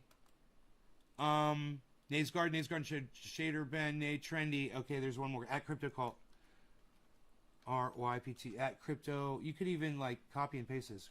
Crypto Culture 420. Up. Crypto. CUL. Crypto Cult 420. Okay, tweet. I wish you guys would do this. I really do. I wish you guys would get on Twitter and fucking retweet my shit. I can't believe so few of you will do that. But, it's too fucking goddamn bad, man. You know, hopefully it'll build up one day. We'll see. I wish you guys would just fucking put forth the effort. This video that I put up, what about the sexual harassment allegations? They attacked me because I'm brown. I've never heard a clear admission of guilt in my life. This guy is straight human garbage. Has 2 likes, I guess. And 2 retweets, and I'm one of them. Bitcoin's down to 33.8. Oh, that sucks. Maybe it'll go back up soon. But anyway, I want you guys to hear this response from Shahid Buttar. So here we go. I'm going to destroy Shahid Buttar, as I've done on this show before. But this time I'm really going to destroy him. So, those of you guys that waited, here you go. I mean, these were attacks straight out of the Jim Crow South. Lies, These were attacks straight out of the Jim Crow South. I want you guys to hear him say that again. I mean, these were attacks straight out of the Jim Crow South. That's how he opens up. So let's address the allegations against you. These were attacks straight out of the Jim Crow South. Dude, I don't know if you've checked lately, Shahid, but you're not black, bro. You're not black. You're not a black man. You don't get to play the I'm a black man card. You don't get to do that. All right? Number one. Number two. When somebody accuses you of sexual harassment or sexual allegations of any kind, who cares anything about the color of your skin? So, what if you're a white guy and she was doing it? What if it wouldn't be Jim Crow allegations? Let's just say some creepy white guy that looks just like you was doing the exact same thing, and he was running for Congress against Nancy Pelosi. And she came out and said, "Hey man, this guy was fucking creeping on me. You don't want him to be fucking president. He's not worthy of, you don't want him to be, you know, in a position of power. He's not worthy of that at all. He's not worthy. He's a fucking liar. His character is flawed. And he will look you right in the eye and he will fucking lie to your face." Would that then be a Jim Crow assault? It's just kind of weird because you're not black, bro. I don't know if you've checked lately. Maybe you don't know what Jim Crow laws were. Lies, coordinated, orchestrated lies, supported by local politicians. Coordinated by local politicians? So you're telling me that local politicians helped write her account? They came up with the whole guerrilla poetry meeting, and you walking up to her in a party and cornering her and having a creepy smile. The politicians did that. You're just such a fucking liar. You will literally say anything. So what he's doing right now for the next 2 minutes, he's filibustering so he doesn't have to answer the actual allegations. The question was, and I'm certain, now I didn't hear the question because the idiot fucking cut it off that put this up there. You put the question so at least you can hear the whole fucking thing. Number one, okay? Or number four, whatever point we're on at this point. I'm assuming the question was, what is your response to the allegations that were made against you? So far, he hasn't responded to any of the allegations that were made against him. The allegations are, you were sexually harassing me, you came up to me at a party, you cornered me, you rubbed against my breast, you gave me a creepy smile, you said that I should be fucked, you were asking people around in a house after we got back from a party if there was anybody who would fuck me, you made the comment that you would fuck me, that if you were available. These are definitely harassing comments. Let's talk about that. What did you say? Were you there? Are you going to address those points? Oh, no. Beat Connect! No, he's not going to address them at all. I'm sorry, Rogi. We're doing Beat Connect! I'm sorry, buddy. 1 second, let me close this door really fast, guys. Man, I feel like going on a second mug of Kefefi because I'm about to eviscerate this guy. And I think the Kefefi's just going to, be brain lubrication, son. You know what I mean? I need some brain lube.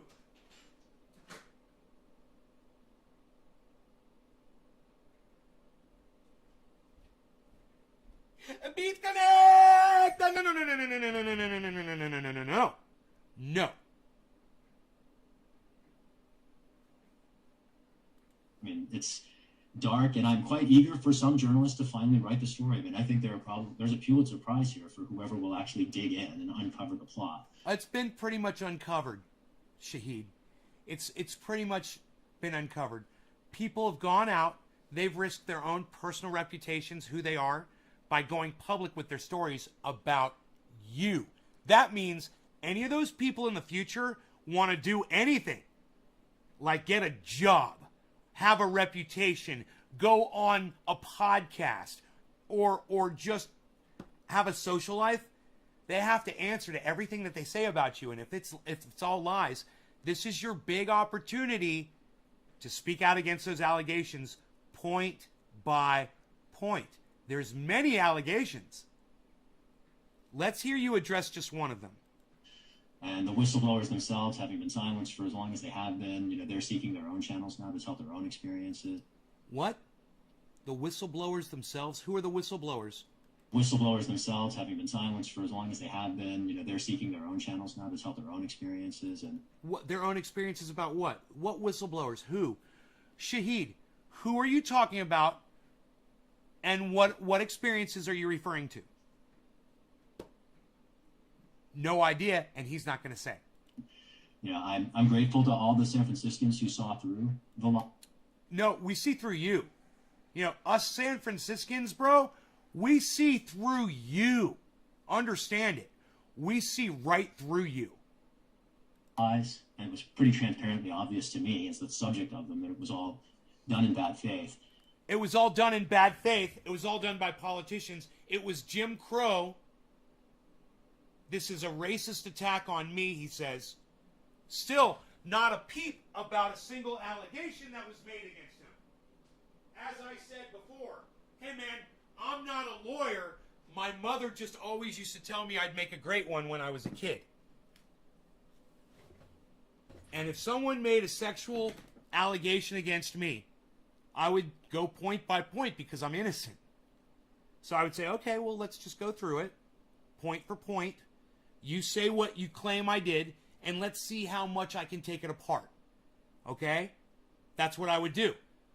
The first thing Shahid should have done, if he was innocent, is say, okay, now the date of these things, this is where I was on that date, and here's a receipt, here's a video, here's a photograph of me with a different group of people, here's me in a different state, a different city, a different whatever. I can literally just prove I was somewhere else. That's the very first thing I would do. The second thing I would do is say, produce one witness that can put us together, or a photograph. I mean, I would just go through this. It would be very simple. He's not doing any of that. The reason why he's not doing it is because he's guilty of these allegations, obviously. And for anybody to put this motherfucker on their podcast without completely shredding him and ripping him apart and forcing him to actually address allegations point for point is just as guilty. I'm sorry, guys. I'm sorry. I know he appears on my favorite podcasters' shows, but they are fucking guilty of this, man, and I will call them all out. That's why I love this guy. I'm Really Important. That's his channel name, I'm Really Important, because he is not fucking pulling punches on this bullshit. I'm glad to see as many people have recognized that, chime on. I wish the journalists practiced ethical journalism, and I think if they did, none of this would have been an issue, because all of these stories were political. If people practiced journalism, none of this would have. Really? If people practiced real journalism, really? Because at last I heard, if a woman wants to make sexual allegations against a man in public, she can do so anywhere. And it doesn't matter what the journalism is behind it. It doesn't matter where that story appears. It doesn't matter if she tweets it. It doesn't matter if she goes out on a street corner and with a bullhorn and screams it out in traffic. The story is out there for everybody to hear, and the source of it doesn't matter. So the fact that he's even bringing this up is more blah, blah, blah, blah. Why are you talking so much filibustery? Answer the allegations. Politically motivated. And just to be clear, to accuse people of color of... Oh, see, so he's people of color. He wants to throw that out there. So all the people of color, he's trying to win you over. So are there any people of color watching this show right now? If you are a person of color, go ahead and let me know. Press number 1 in my live stream if you're a person of color. I'm looking at you, Enoch. Anybody else? Anybody else a person of color in here?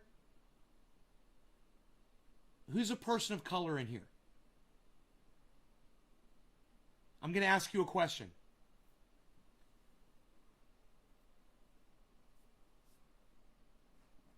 Are there any other people of color in here? Come on.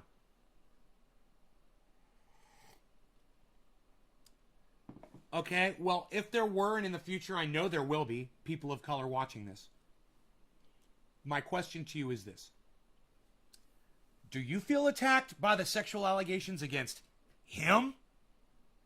Do you feel attacked by the personal allegations against him?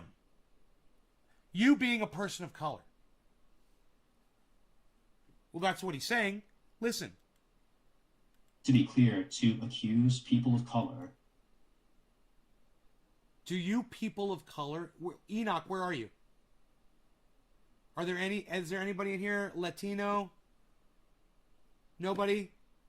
No people of color in here at all? Somebody from... You know, I always have Brazilians watching. There's always people from other countries watching.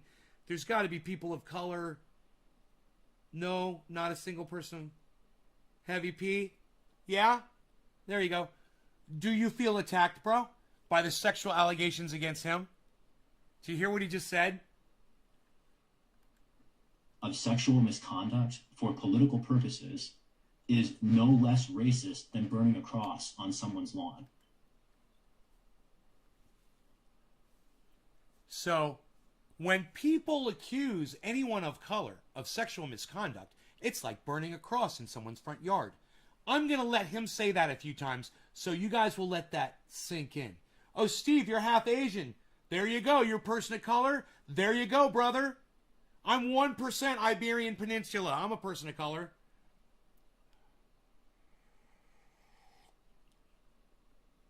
I don't even know what that means. I don't know what the Iberian Peninsula is, but I think I'm 1%. Anyhow,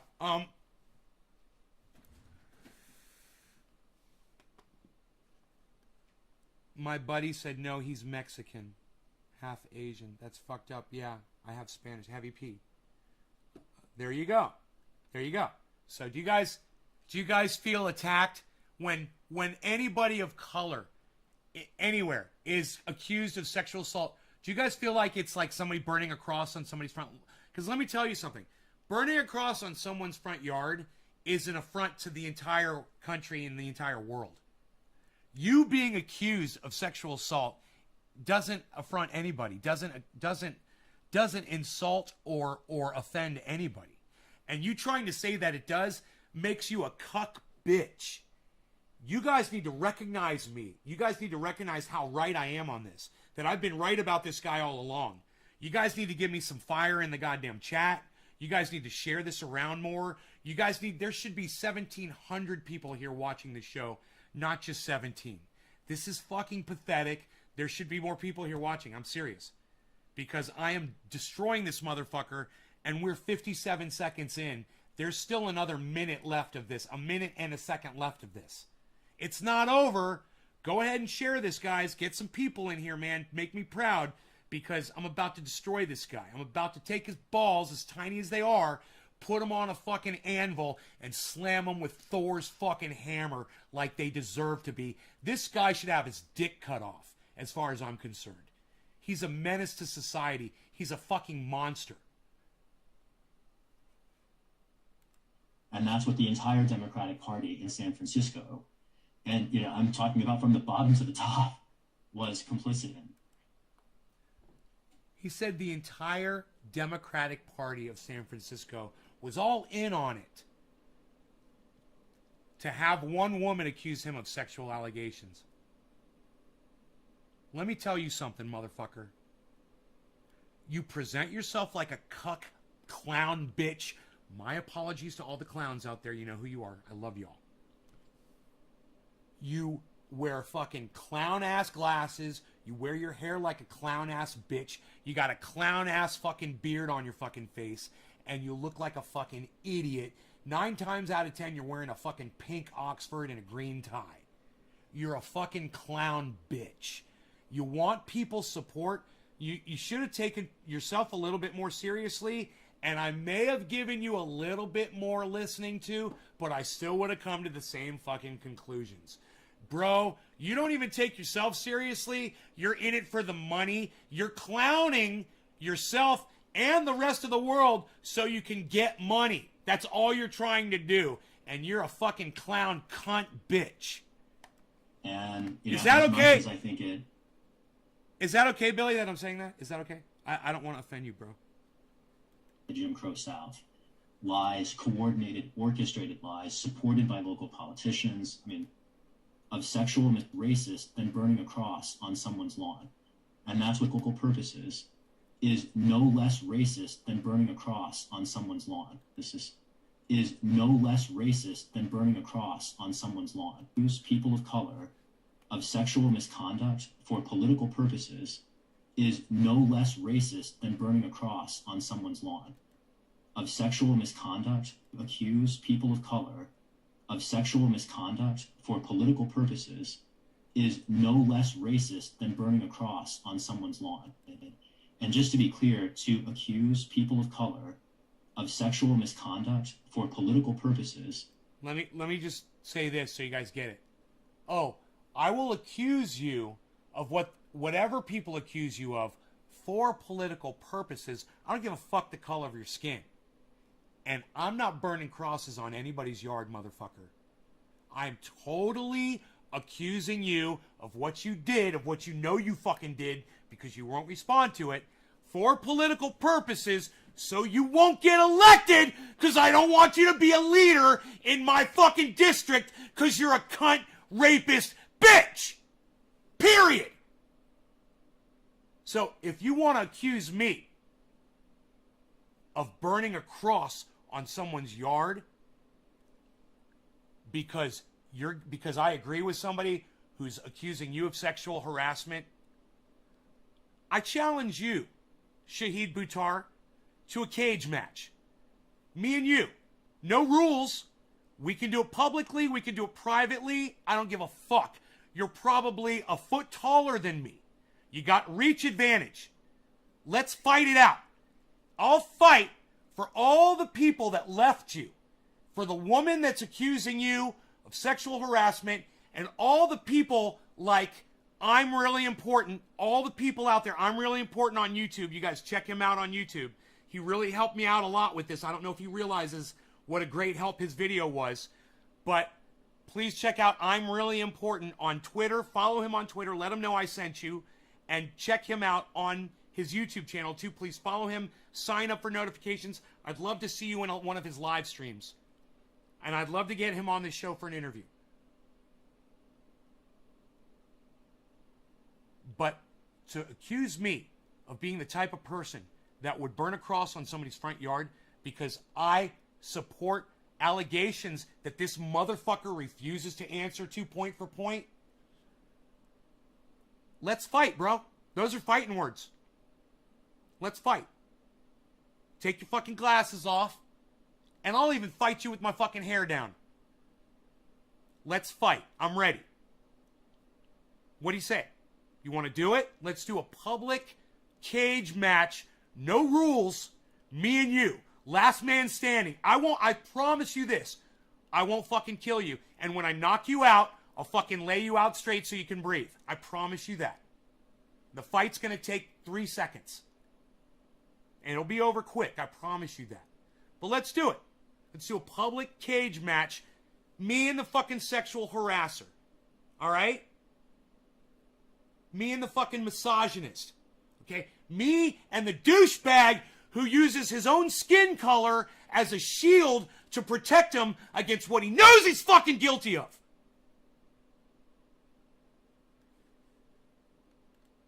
Is no less racist than burning a cross on someone's lawn. And that's what the entire Democratic Party in San Francisco, and I'm talking about from the bottom to the top. And you guys, I'm not, don't consider me part of the Democratic Party. He's accusing anybody that uses this politically, which I am.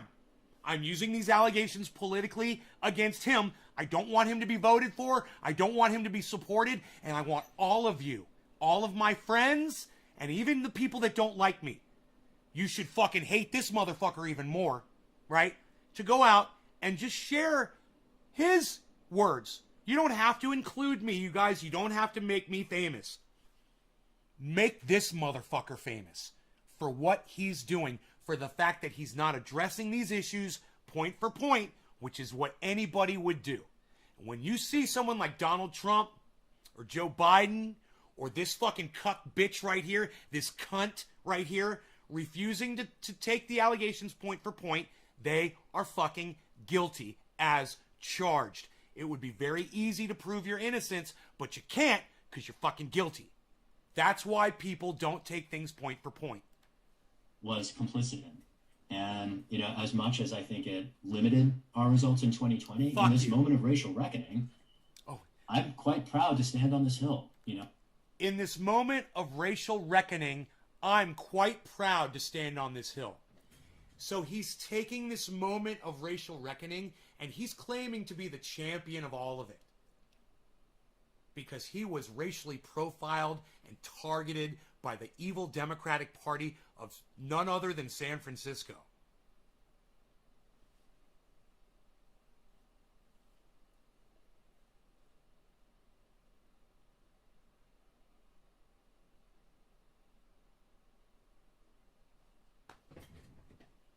I just want to let that marinate for a second.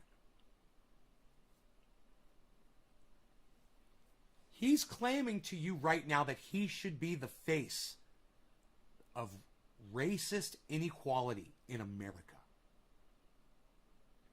He's trying to use sexual allegations as a ladder, as a political weapon to win his war against his opponents.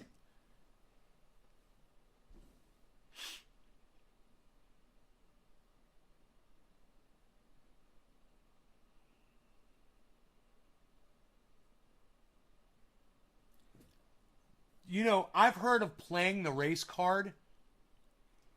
This guy is licking the race card's pussy. He ain't just playing it. You know, I grew up in rural Missouri as an immigrant, as a Muslim immigrant, and I've been mugged by police in Chicago. I've been called Osama by people passing protests out of their pickup trucks, and never have I been treated. Okay, and let me just say this. That's fucking horrible, but hey, man, welcome to the club, okay? I've been called Osama on my podcast many times.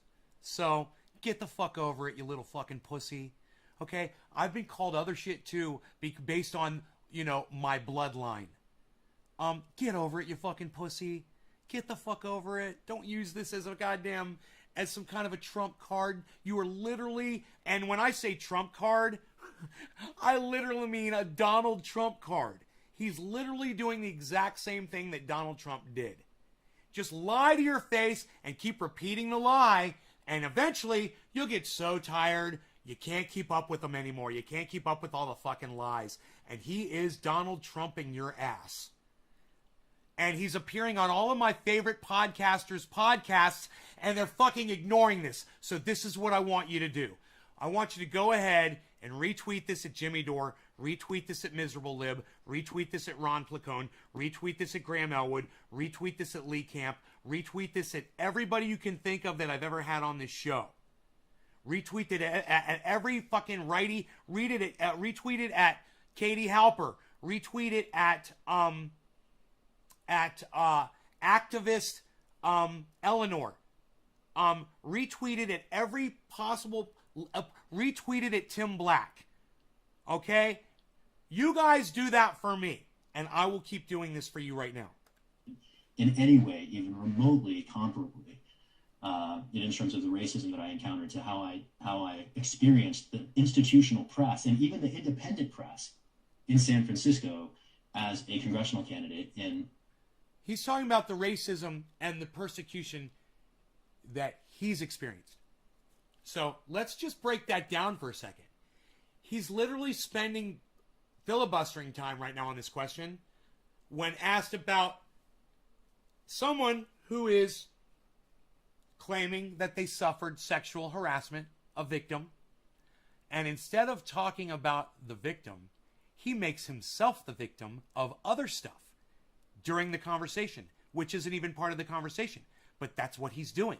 And I want you to hear the filibustering going on there. Listen to the filibustering. Chicago, I've been called Osama by people passing protests out of the... Quite proud to stand on this hill. You know, our results in 2020, in this moment of racial reckoning, I'm quite proud to stand on this hill. You know, I grew up in rural Missouri as an immigrant, as a Muslim immigrant, and I've been mugged by police in Chicago. I've been called Osama by people passing protests out of their pickup trucks, and never have I been treated in any way, even remotely comparably, in terms of the racism that I encountered, to how I experienced the institutional press and even the independent press in San Francisco as a congressional candidate in 2020. And you know, I see it as for me, a moment of learning, an opportunity. You know, I got racialized last year in a way that I never had been before, and that opened my eyes to a great many things. And I do expect it to make me a better representative when I have the privilege and honor of casting votes on behalf of my city in Congress.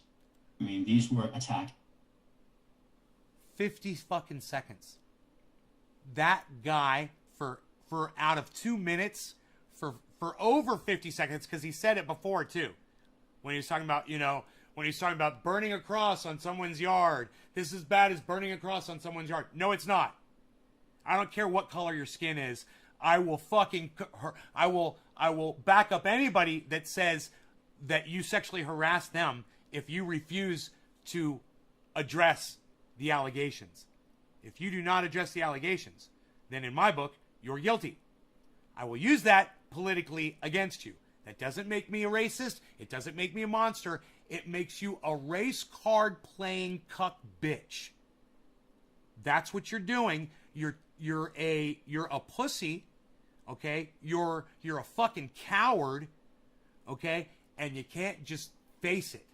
And if you had just faced it and you'd kept it real with us, I think you'd get some more support. But you're too much of a fucking pussy, and you've been a liar your whole fucking life, and you can't stop fucking lying, and that's all you're going to keep doing is lie, lie, lie, lie, lie. Now, what I want you guys to do is I want you to listen to this whole thing uninterrupted for 2 minutes. I want you to listen to how many times he mentions racial shit, okay? I'm not going to stop it. And I want you to hear for the last 50 seconds of this 2 minutes, he literally only talks about racial injustices towards him. I mean, these were attacks straight out of the Jim Crow South. Lies, coordinated, orchestrated lies, supported by local politicians. I mean, it's dark, and I'm quite eager for some journalists to finally write the story. I mean, I think there's a Pulitzer Prize here for whoever will actually dig in and uncover the plot.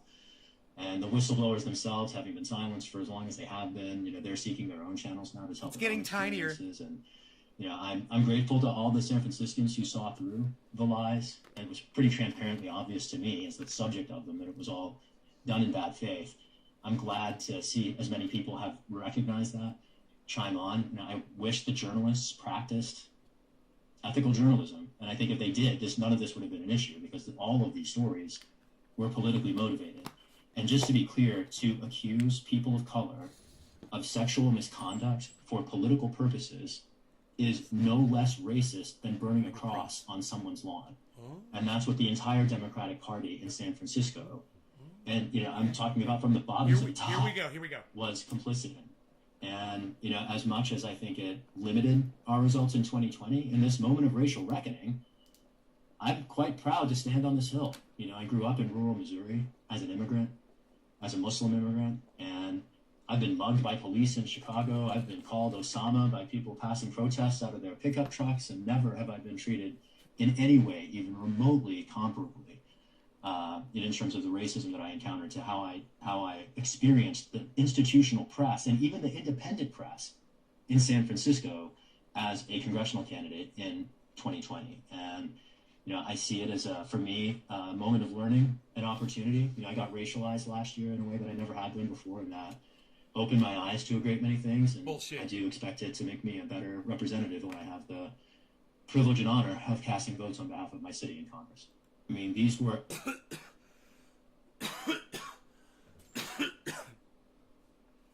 I'll get this motherfucker off my screen. I know you guys can't stand the sight of him like I can't.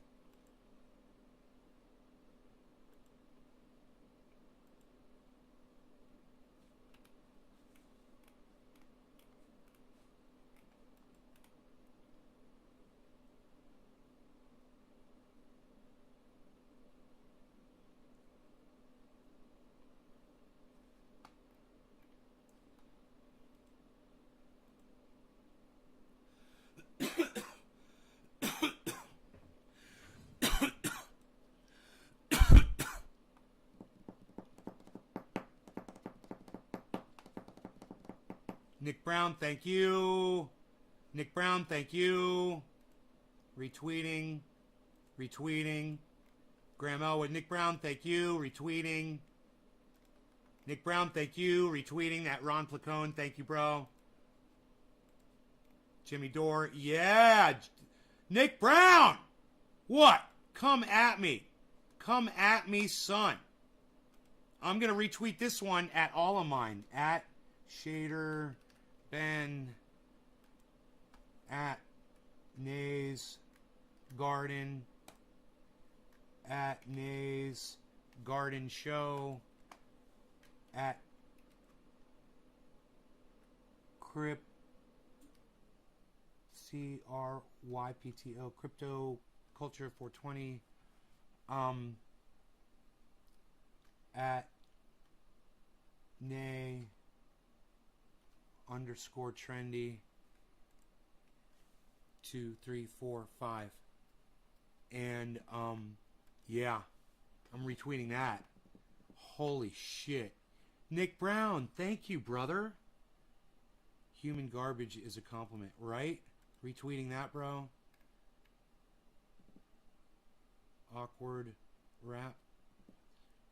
They attack me because I'm brown. Man, thank you, bro. Thank you.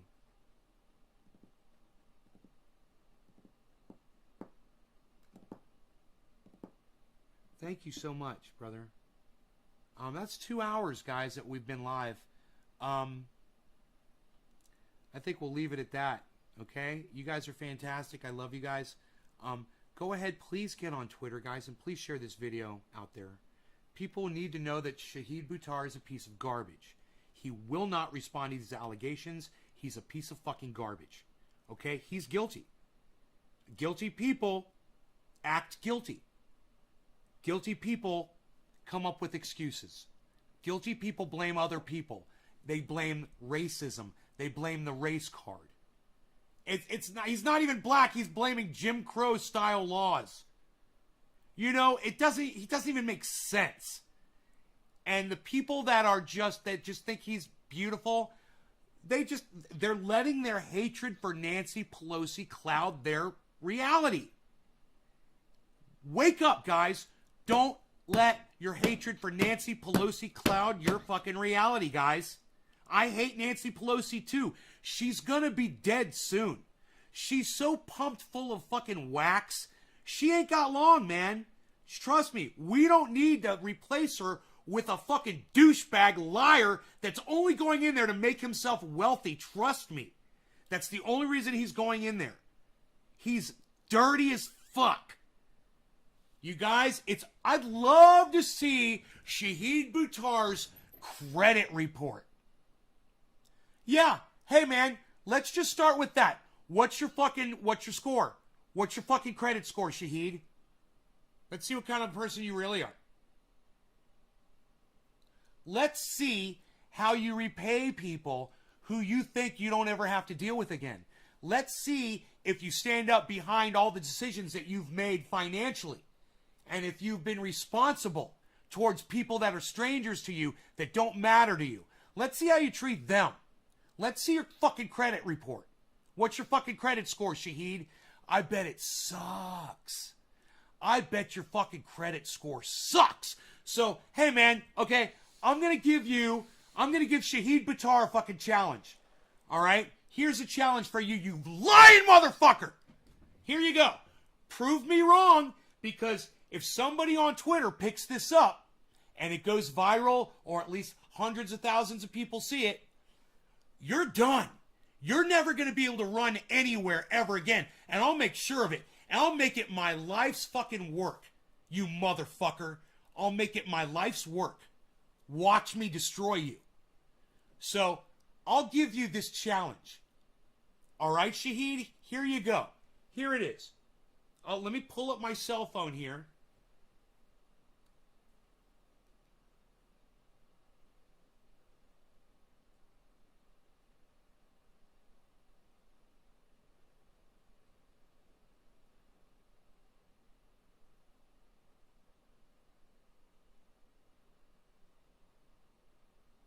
And I say this. It's got to be creditkarma.com. I want to see Shahid Buttar's creditkarma.com credit score. That's it. That's the only thing I will accept. Creditkarma.com. Let's compare scores, motherfucker. All right? We'll see how reliable you really are. We'll see what kind of a fucking person you really are. All right. Here's my credit scores, you little fucking bitch. Here's my fucking credit scores, you little fucking cunt.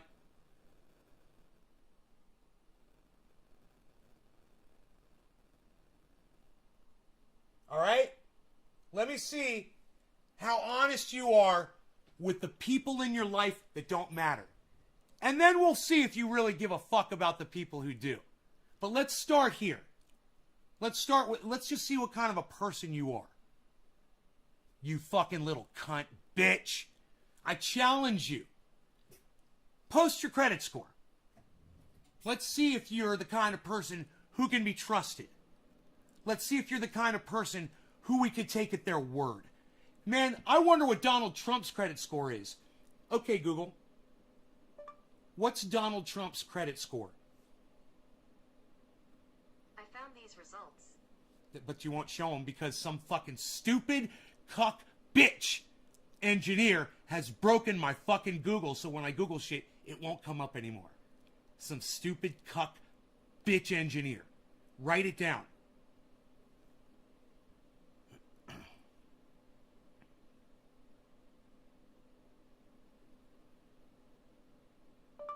What is Donald Trump's credit score?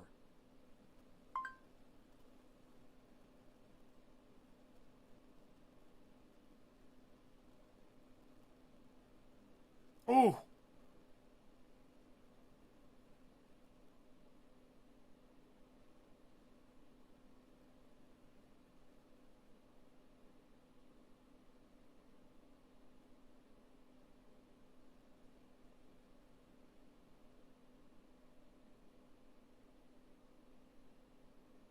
Dude, who is this? 247sports.com? According to NAV, and I don't know who NAV is, the Trump Organization Incorporated's business credit score is a 19 out of 100. 19 out of 100. So you want to see if someone's a lying cuck bitch. Ask them for their credit score. You let me see your fucking credit score. Okay? And when I see your fucking credit score, when I see how you treat people that you think you can get away with shit with, right? Because let me tell you something. You ain't ever seen anybody get away with shit on people as much as fuck politicians do. They literally have a campaign where they ask you for money. You give them money because you hear them say what you think they're going to do for you. So you give them money. So then they take your money and they go around and they tell everybody else, hey, this is what I want to do. Give me your money. So more people give them money. So they're able to amplify that message with your money. Then they ask you for your vote, and you go and you vote for them. You tell your friends to vote, and you really work really hard to get people to vote for them, and you get them elected. and then they go into office, and then they don't do anything that they said they're going to do. Period. That's what politicians do. They go in, they take your shit, they take your money, right, to not do anything that they told you, that they lied to your faces and said that they were going to do. This is what they're all doing now. You know, I'll give Donald Trump credit for him literally doing the things, the fucked up shit that he said he was going to do, like build a wall. And he did. And it was shocking because what a waste of money that was. What a waste of fucking money and resources and time. And now we've got all of this steel sitting on the border. What a waste. What a fucking waste. But I've digressed, haven't I? You guys want me to get back to anything? You're just back from a very long, hot walk. Orcas swim, bro. That's the problem. You got to be swimming, bro. Get back in the ocean. Like a fat seal on an iceberg. Ugh. Trendy Orca likes that. That's a tasty dish. Oh, is it a politician you wish?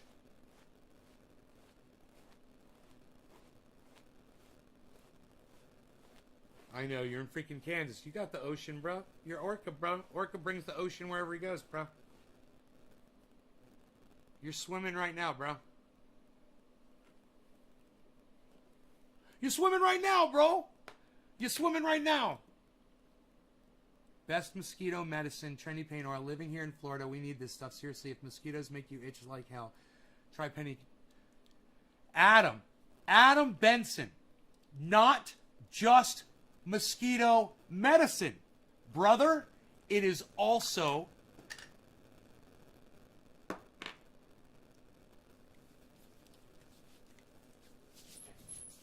a mosquito repellent. And it makes you smell like peppermint.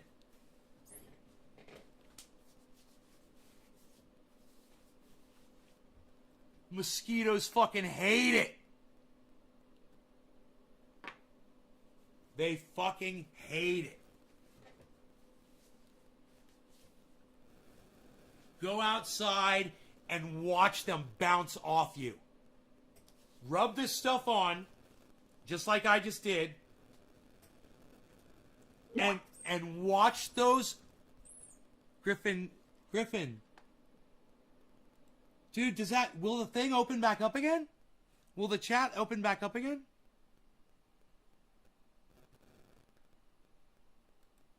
You guys want to try? You guys want to go back into the chat?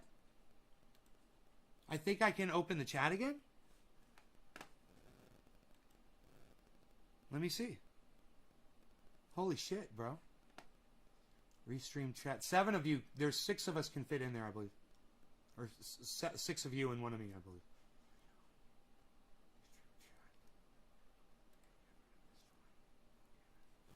Let's start call. Here we go.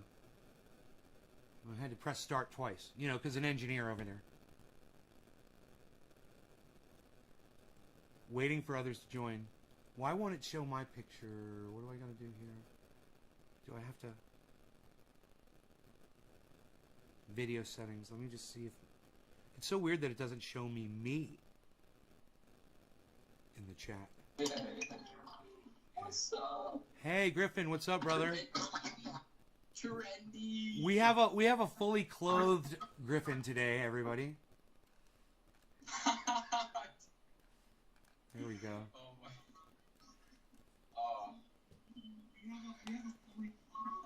Can you see me, Griffin?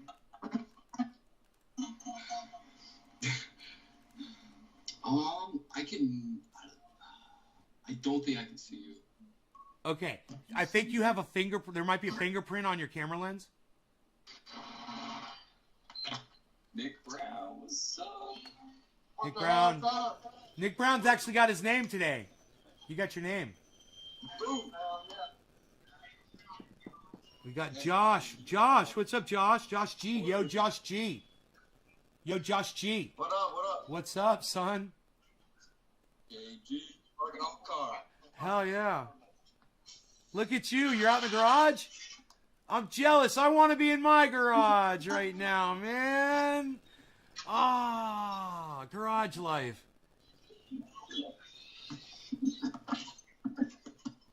Turn video off. Share screen. Let me see this. Share screen. Oh, I got different screens I can share here, but not me.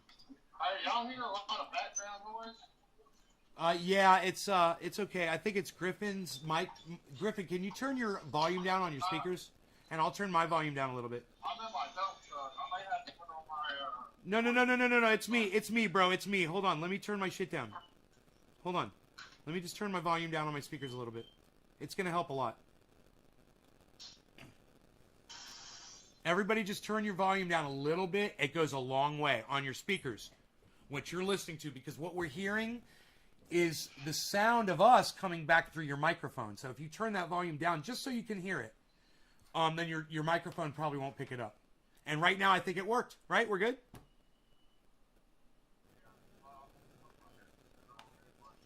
Okay, I'm going to turn up a little bit louder. I'm going to leave this up so I can get to it. All right, now, in order for y'all to see me, man, I don't know. It's kind of weird. what's wrong with the bar?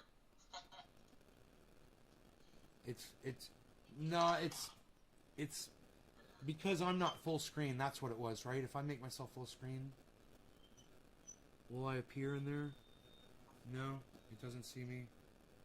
It's just showing Griffin. Oh, that's weird. I don't understand it. You gotta work yours out. Yo, Griffin, are you smoking, bro?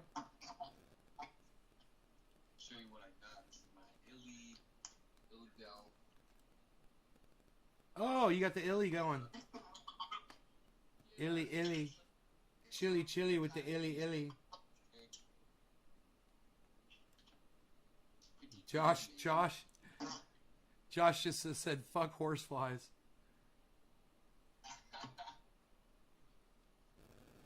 Fucking horseflies, man, they'll get you. I forgot where Rogie went. I found some beard balm. I found just a little bit of beard balm in my house. Bro, watching Nick drive the truck is crazy. Oh my god, we get to see Nick driving the truck finally. This is the best shit ever. Y'all didn't see me dumping just a minute ago? I didn't know what you were doing. Oh, hell. Man, it's the first day I've been able to work in the past week since last Saturday. Kind of sucks, but... I said Rogie's name and he comes over and he wants to fucking come out. There you go, Rogie. That shit right here, though. That's what I got. It's helping me out. Look at that! Some triage oil in the house. I got mine open. I keep my triage oil open. I could use it for... I got a burn. Very soon.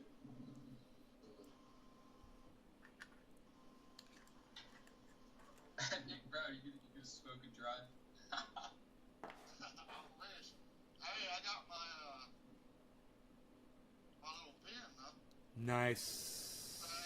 Thing is about that, though, if something was to happen, if I was to hit a damn mailbox or something, I'll drug test you on the side of the road. Yo, Dummy. Dummy Dum. I'm actually hitting a mailbox. I'm gonna fail anyway, but I don't want to look blitzed. Dominique. Hey, Dom, we're live in the Chizat again. Let me see. I give you a link. A special nice. A hin. I give you a special nice. A hin. Yo, Griffin, I know what it is. It's the bright light behind you. If you can move over, well, you could just move over. You could just move over a little bit to your left, and try to block the light, and a little bit more. A little bit more. Right there. Just try to block that light, and maybe it'll focus on you. Nah, it didn't work. Yeah, you can pull the blind down. I don't know what it's trying to focus on, bro. It's like everything's out of focus. That's what mine was doing yesterday. Bro, Nick, you're... hey, there's Trendy Orca! The Orca! I love my Orca. Nick, your screen is hauntingly clear, bro. It is so bad as fuck.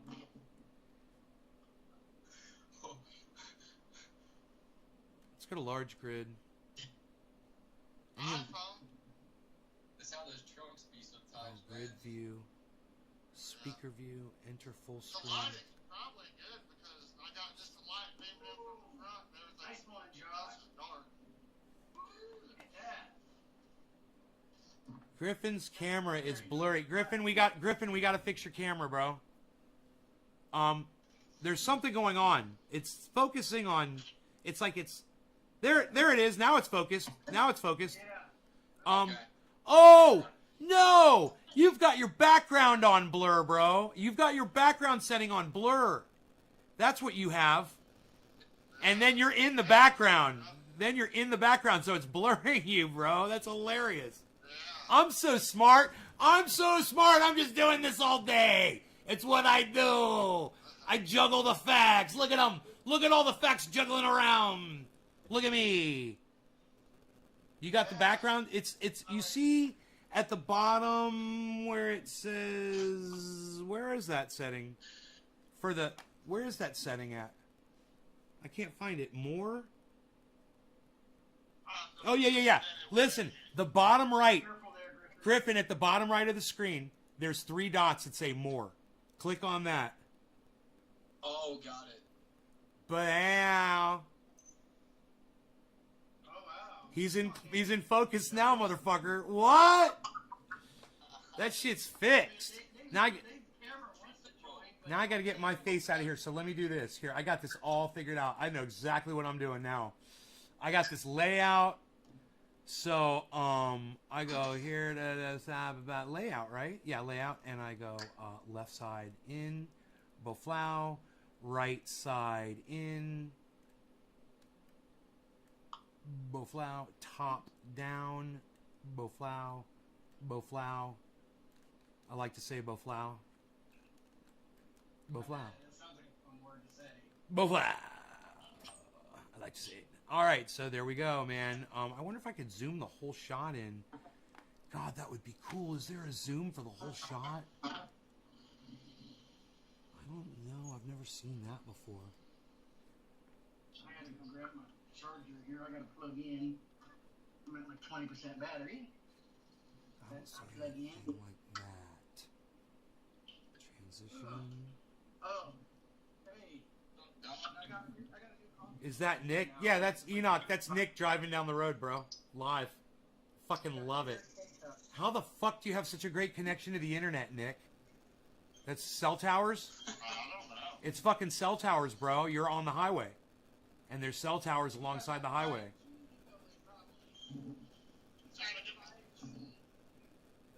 Hey, Nay, I got the same glasses you got. Mine is purpley looking. Fuck yeah, you do. Like a retard on. No, you don't look like a retard in those. Are you crazy? Those are cool as fuck. You look great. I love them. I love those damn things. I got the vision, the driving glasses, so like street signs, they glow. Kind of wild. Hell yeah. I'm gonna turn up the volume here. Just You know, man's got big balls and he can wear purple glasses and still look badass. there you go. Fucking from Trendy Orca himself. That's right. The trendy orca has spoken. Trendy Orca, you know what I recommend for you, bro? I recommend one of these on the sink in front of you. That would be cool. No, put a candle there to light up your face. Okay, You know? Let me go grab one. You got one? Oh, that'd be great. We'll have like one candle power of light on his face. It'll be more than what he's got. Yeah, that's right. Great motherfucking orca. Trendy motherfucking orca. What? Yeah, that's right, son. Oh, I'm gonna crack you all up so bad. Enoch, I gotta have shades on with this Texas sun. Hey, he was a dump truck. I hope I don't make you crash. That would be bad. Reminds me of that song by Led Zeppelin. Standing in the noonday sun, trying to flag a ride. People go and people come, see my rider right by my side. That's a great fucking line. It's fun. He's out having fun. That whole song is just about like enjoying the day. You guys ever heard that song Out? It's Out on the Tiles, which is funny because he's not out on the tiles, because I believe out on the tiles, doesn't that mean that you're kind of down in the dumps or something? He's talking about as I walk down the highway, all I do is sing this song. He's all like happy. The whole song he's like happy. Can you guys see my face? Do we see your face? Yes, the candle's working. Oh yeah. Oh my god, dude, it's working amazingly well, bro. Bro, hold the if you hold the candle a little lower, it'll work even better. Yeah! Yeah! Look at you. Who's this? Who is that? It's the orca. Trendy motherfucking orca. Shut up, it's the orca, yo. You're very good. Yes. Oh, I got this thing locked. That's why I can't move it. Okay, here we go. The chat. I'm swimming through Nay's garden shack. Fuck yeah, bruh. Fuck yeah, bruh. Looking for a fat glorious meal. Fuck yeah, bruh. Fuck yeah, you are, bruh. I'm gonna do a bong rip, bruh. I'm doing a bong rip, bruh, because I can see you, bruh. Cheers, everybody. Nick, Billy Ballantyne is asking if you've ever driven on an ice road. Well, who just changed the mode? On an ice road. Forget that. It's crazy. Look at that. Who just changed the mode? I've drove in ice, but I don't know ice road truckers. No. Who just changed the mode? Believe it or not, these trucks, they get more grip when it's like I have no idea. icy. It's weird. Who changed the mode? Mode on. Dude, put the fucking mode back, you motherfucker. We can't see everybody anymore. That's why I don't do that. Whoever did it, put it back. That was working for me. Jesus fucking Christ. I'll do it. When do you have us on the live? Yeah. You guys do not realize that we're live on the internet right now. I'm being broadcast to 17 channels, right? You know that, right? Hell yeah. Yeah, okay, cool. All right. Yeah, we're live. Who dis? Heavy! Heavy P! Heavy P! What? What? Heavy P, you gotta unmute. You gotta unmute yourself, bro. There's a little mute thing at the bottom left. There you go. You got it. Right there? Heavy P! Okay.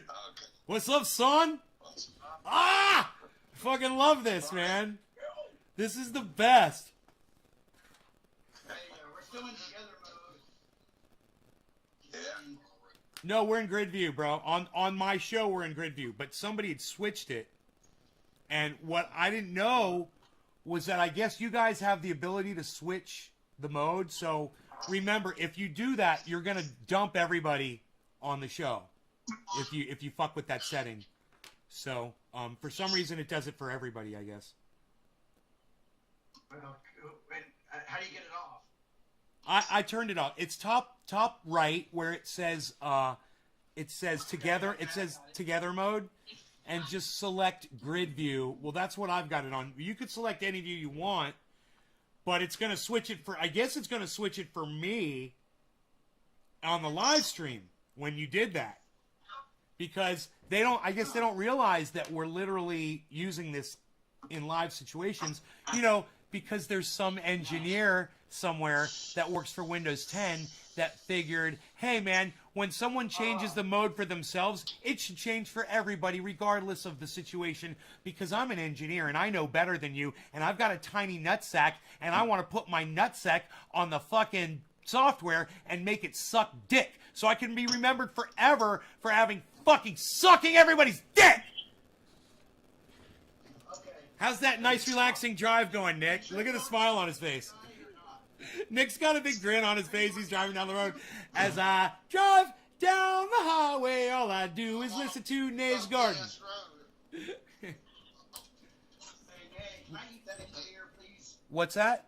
Can I eat that engineer, please? You want to meet the engineer? Oh, me too. I want to eat him. Oh, you want to eat him? Yes. A tasty snack for Trendy Orca.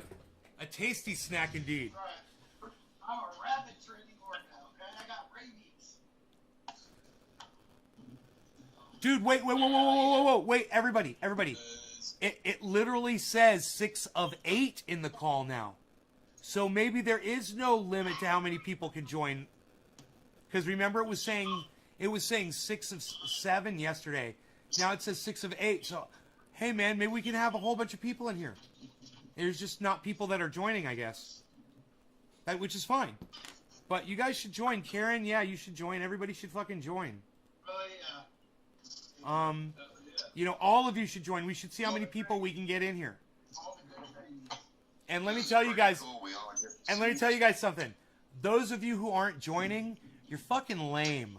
All right? So get off your lame asses and join the chat. Come have fun with us. You know you want to hop in here and smoke on a fucking Nays Garden show. You know you do. Oh, there you go. Look at this guy dancing with the bees. All right, Griffin, cheers, brother. All right.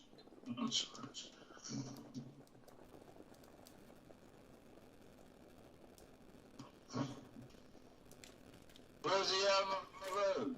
Where you on the road? Georgia. Somewhere in Georgia. Oh, sweet Georgia. Sweet Georgia. Hey, you gotta love a Georgia peach, let me tell you. Oh, yeah. Georgia has some of the most beautiful women I've ever laid eyes on. And you know what that is? Goddamn, who just said that? That's true. Who just said that? That is so fucking true. Georgia's got some of the most gorgeous women I've ever seen in my entire life. I swear to fucking God. Nashville, and fucking Georgia. There is something about the women there that are fucking. I don't know, bro. The women are fucking. It's not, bro. They're beautiful women. They're fucking hot.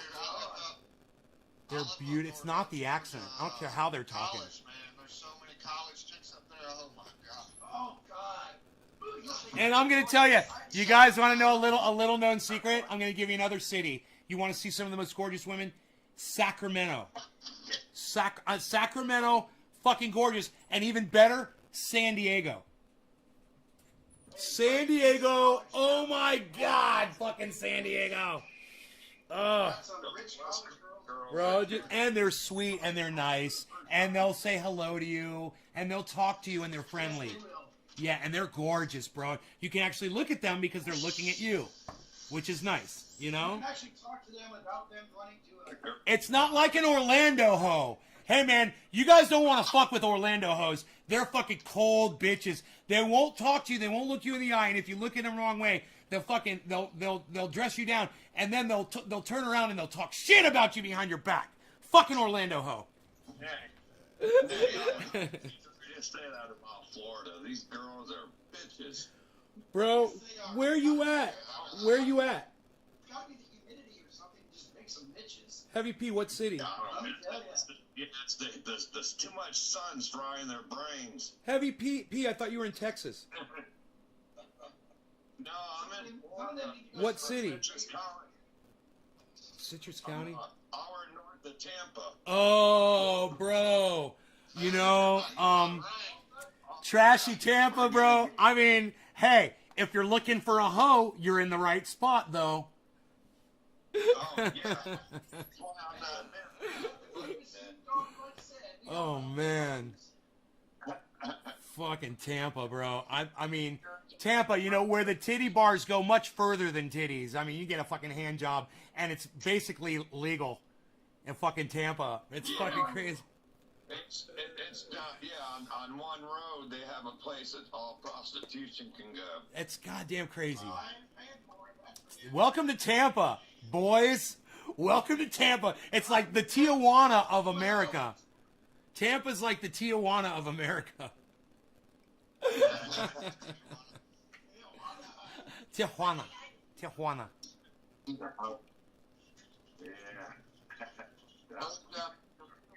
Even Miami's like that. It's like going to Miami. Karen, stop being a little bitch and come into the chat with the boys. You know you can salt it up. You know you can salt it up with the best of us. Come on in. Come on, Karen. I won't bite. There's no excuses, Karen. I'm driving a damn dump truck. No shit, man. I mean, look at Nick, and he's actually participating, and he's on video, and he's driving. Hey, I'm camming by candlelight here, right? You know what I love about Nick? This is what I love about Nick. He's got one headphone off the ear so he can hear traffic and he's being safe. And it's even the ear that's facing traffic.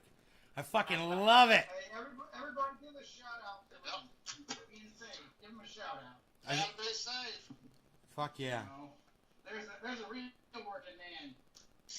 I got sick and tired of turning wrenches, man. 20 years of that shit. Oh, I'm happy. Busting up your knuckles. Dude, Trendy Orca. Your arms, your back, everything. Trendy Orca. Billy says, Orca's like an actual orca. He can barely see him through the glass. Do a flip, bro. Southern Eastern girls are like... Hey, that's what I told my barely see you through the glass, bro. That is so funny. You are. It's like we're all at the aquarium and we're looking at you through the glass, swimming around. That's such a funny realization because it's true. I'll wait until you're done talking about hot chick. Okay, well, they are brought up poor mostly so they don't get overweight. They train horses and bale hay so they get a butt on them, and they are trained to be polite. Equals science. Fucking Billy. You guys, hey, if you agree that Billy's fucked up, yeah, let me hear from you vocally right now. Say yeah in the chat. Billy's fucked up. I give him props for it. Billy, you're fucked up, bro. Florida's the hardest place to find a girlfriend. Billy, Florida is the hardest place to find a girlfriend. Bro, all of my girlfriends stalked and found me. All of them. And, you know, one of my favorite stories, okay, several of my favorite stories, but one of them, the story just switched. This is my fucking favorite story, was I parked my Escalade outside a bar one night that I was performing in. And this gorgeous woman, and I can't get explicit out of respect for family members because I love her to death. But this gorgeous woman said to her, one of her best buddies, who was close friends with me, said, man, whoever's driving that Escalade is getting some action tonight. And that, my friends, was a fact. My favorite fucking story. That was my favorite fucking story. Without revealing anything. Bro, I was like, my friend came up to me and she's like, hey man, this girl, she said this about your truck. And I'm like, take me to her now. Bring me this woman now. Take me to her right now. Where? Why isn't she standing right next to you right now? Where is she? Who is she? Where? Because it's like you said, bro. Every girlfriend I've ever had basically stalked and came after me. You know, because you can't approach girls. Oh man, in Florida it's hard. Yeah, in California it's different, man. You can walk up to any woman, any girl here in California. You can start up a conversation, any age. It doesn't matter. Nobody's going to look at you weird or anything. I see old men talking to young girls all the time, and it's nothing presumptuous or anything about it. It's just I live in a town where it's a small town, and everyone talks to everyone, you know. And there's not like a, you know, it's not like a big city where you have to worry about some. And what's crazy is, this is what's crazy. My town, okay, Lake County, is for some reason it is a known refuge for child molesters. Okay, They have there's. a bunch of them have come to this county to try to hide from society. And they get up in the mountains, or they get in a trailer out on some property to just get away from everybody. And you go through, there's an app that tells you where all the child molesters are in your area. And we checked Lake County, and there weren't too many around where I live, luckily. But bro, in the more heavily populated areas, you're just like, dude, there's not that many people that live here. Look how many of these motherfuckers live here in this county. It's pretty fucked up. That being said, any of those motherfuckers gets caught slipping, they get disappeared, and it already fucking happened. Somebody went, was known for was a convicted child molester, went up to somebody's daughter, was talking to them in public, and a dude that I know personally, he went up to this guy and said, hey man, I just want you to know something. He's like, the next time me or any of my friends see you talking to a child in this town or in this county, no one's ever going to hear from you again. And you know what? The guy doesn't go out in public anymore. And that's how this county is. We know you're here, but if we fucking find you, and if we find you fucking talking to kids, your ass is fucked. You're going down. And like, these motherfuckers will take you and bury you. Everybody's got a fucking tractor. Everybody's got a backhoe. Everybody's got a fucking skid steer, man. I was one of the last people in my fucking neighborhood to get heavy equipment. You know, everybody can bury your ass. And you get fucking buried. Motherfuckers know, man. People are gone. Look at those tats. Why don't you do podcasting, Heavy P? Look at those tats. People would love you. Oh my God, are you kidding me? That's all it takes. All you need is a head tap, bro. Heavy P. Heavy P. Heavy P. I'm gonna make you fucking famous. I'm gonna make you fucking famous, bro. Dude, are you kidding me? Do you want a podcast? Do you want to be famous? I'm gonna make you fucking famous. I'm gonna make you fucking famous, bro. Dude, are you kidding me? I got over 200 tattoos. I would love it. Well, start podcasting, bro. Start podcasting. Do whatever you're in. You podcast whatever you're passionate about, and you can keep it clean, bro. If you keep it clean and you don't smoke on your podcasts, you'll be fucking famous overnight. People are gonna love your tattoos. It's all about the tats. The more ink you show, the more fucking people you'll get following you. I promise you. You'll have hundreds of people watching you. Do it on Facebook. Just start going live, man. Just go live on Facebook. Start doing live streams. Yeah, I've got a orca tattoo all down my arm here. Yeah, we were. Fuck yeah, we Trendy Orca. started doing it, and then I quit. You did start podcasting? Why did you quit? Just because there was no one that wanted to watch. So I was just like, oh well, I'll just. Shit, I'd watch it. What? Wait. I just went to a few people, and it was under someone else's name. Did you ask anybody to share it while you were live?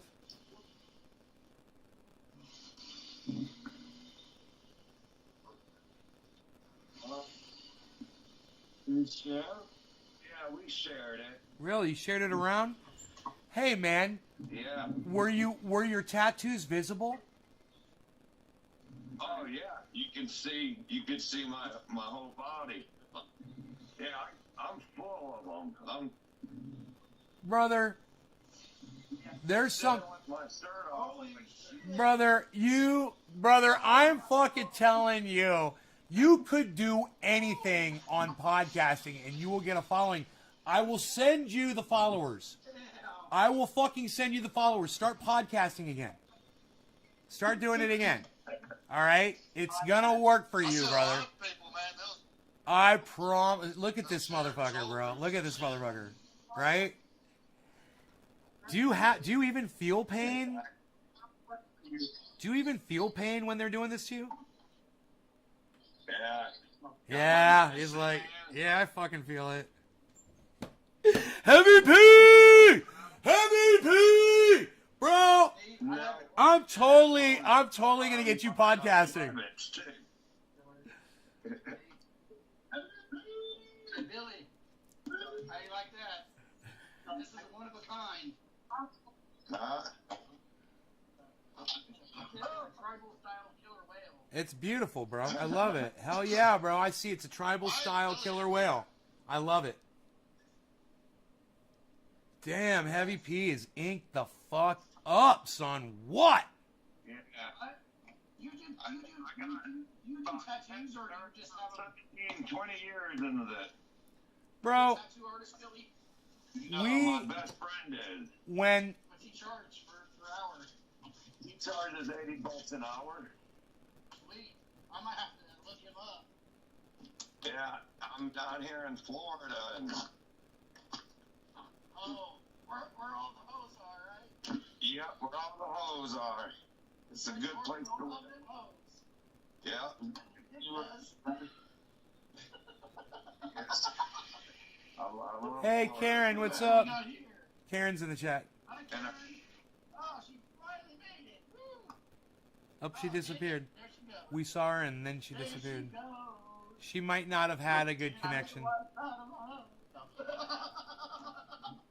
See, now you guys got me saying hoes all the time. It's all your fault, Billy.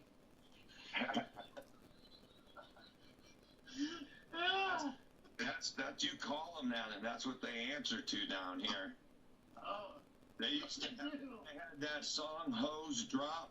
The girls loved that song, and the girls would drop straight down to the ground every time they played that song. and then, Yeah. then,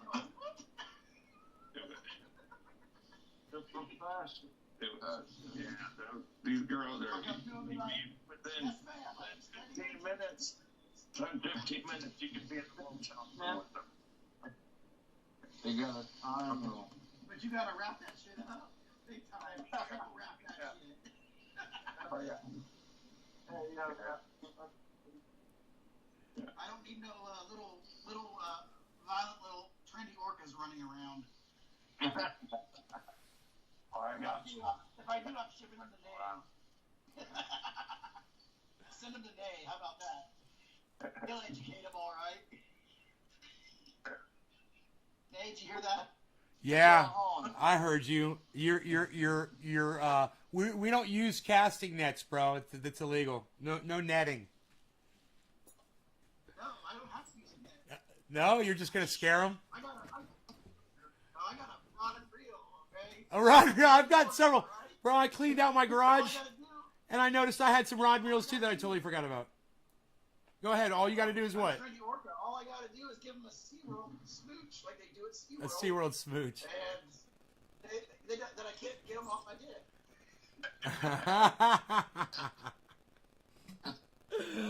Bro, Maybe a flip or something. I was listening to Bong Loaded's live stream yesterday, and he was saying how he used to hang out with all his friends, and he was the only one that had the nerve to walk up to any girl. And when his crew would like be hanging out with girls, and the only reason would be because he would break the ice, and he would be the one. And dude, his live stream yesterday was so funny. And he's like, and you want to know why I did that? He says, and he gets really serious, and he just looks at the camera and he goes, numbers. He's just like, it reminded me of the scene from Office Space when the dude goes, 2 girls at the same time. He's like, I don't know, if I was a millionaire, I could kind of probably get that working. It was so fucking funny. He goes, numbers. He goes, Bong Loaded goes, numbers. I play the numbers, bro. He's like, the more girls I walk up to, the more girls I talk to, the more chances I have of getting with one of them. He says, and hey, you got to practice on the ones that are ugly. He says, you got to practice on the fat ones. He's like, hey, you might end up having sex with one or two that or you might have to turn them down and say sorry. He's like, but that's the worst thing. What's the worst thing that's going to happen? He's like, you gotta hone it. And get to the point where you're a master at it. He says, then your friends will fucking all respect you because you're bringing all the women around. Dude, Bong Loaded was priceless last night. And if you guys aren't following Bong Loaded on YouTube, it's Bong Loaded on YouTube. And he's also on Facebook, Jed Doan. You guys should be following him. He's fucking hilarious and he keeps it real. He fucking has great stories. Great stories. And usually the stories are about whatever he did that day, which is pretty fucking awesome. He's into remote control shit. He's a grower. He grows some dank. He's a breeder. He's growing different strains. He's straining it up. It's getting strainy with it. Let me move this. This is bothering me. See, was I fucking covering up? I gotta find a place where I can go. Neil? Yeah, I'm Here we go. thinking out to California one day. I gotta go back to Long Beach to go see my niece. LBC. So, I got a friend that lives. I got a friend that lives up around Hollywood. He does like film stuff, but he's like, oh man, come up here for the week or something. Come hang out for a while. yeah, it's beautiful on the water, but I don't want to stay on it. Dude, the amount of control the social media is putting on us is so obnoxious. Karen, I was just thinking about this today. I was thinking about how stupid it is that when I used to talk about COVID, that I would get in trouble and they would, oh, you can't talk about this. You can't. Who the fuck are you to tell me what I can and can't talk about? Or who the fuck are you to tell me what I can and can't believe? And who the fuck are you to tell me what I can and can't share with my audience? And if I say, last night I saw a bright light in the sky and I swear it was an alien. I saw aliens last night. And if I want to say that to my audience and it's total bullshit, well then so be it, because that's what my audience wants to fucking hear. And suck my dick for trying to control the fucking narrative no matter what it is. So Karen McDonald said this. She says, I got put in Facebook jail for saying men are stupid, referring to my old man. Dude, I'm so fucking sick of this amount of control. You know, oh, so she's a sexist. It's reverse sexism. They got ya. Reverse sexism. Can't say men are stupid. Well, let me tell you something, Karen. Men are fucking stupid. Women are fucking stupid. I mean, what else can I say? How is that? How do you get penalized for saying that? God. I said men can be stupid too, because the dude was talking shit about women, and I said, well, men can be stupid too. But the session timed out, and I got put in Facebook jail for 30 days. What the fuck? It's getting out of control. Dude, it is way out of control. Oh my God. And they went back 8 years on a meme that I shared 8 years ago. This has been about a month ago. And they put me in Facebook jail, or I couldn't share or go live or nothing like that, but I can still comment. Yeah, I shared something. I shared a picture. They didn't even show me what I shared. I said, what the hell was it? Right. Yeah. They did it to me many times.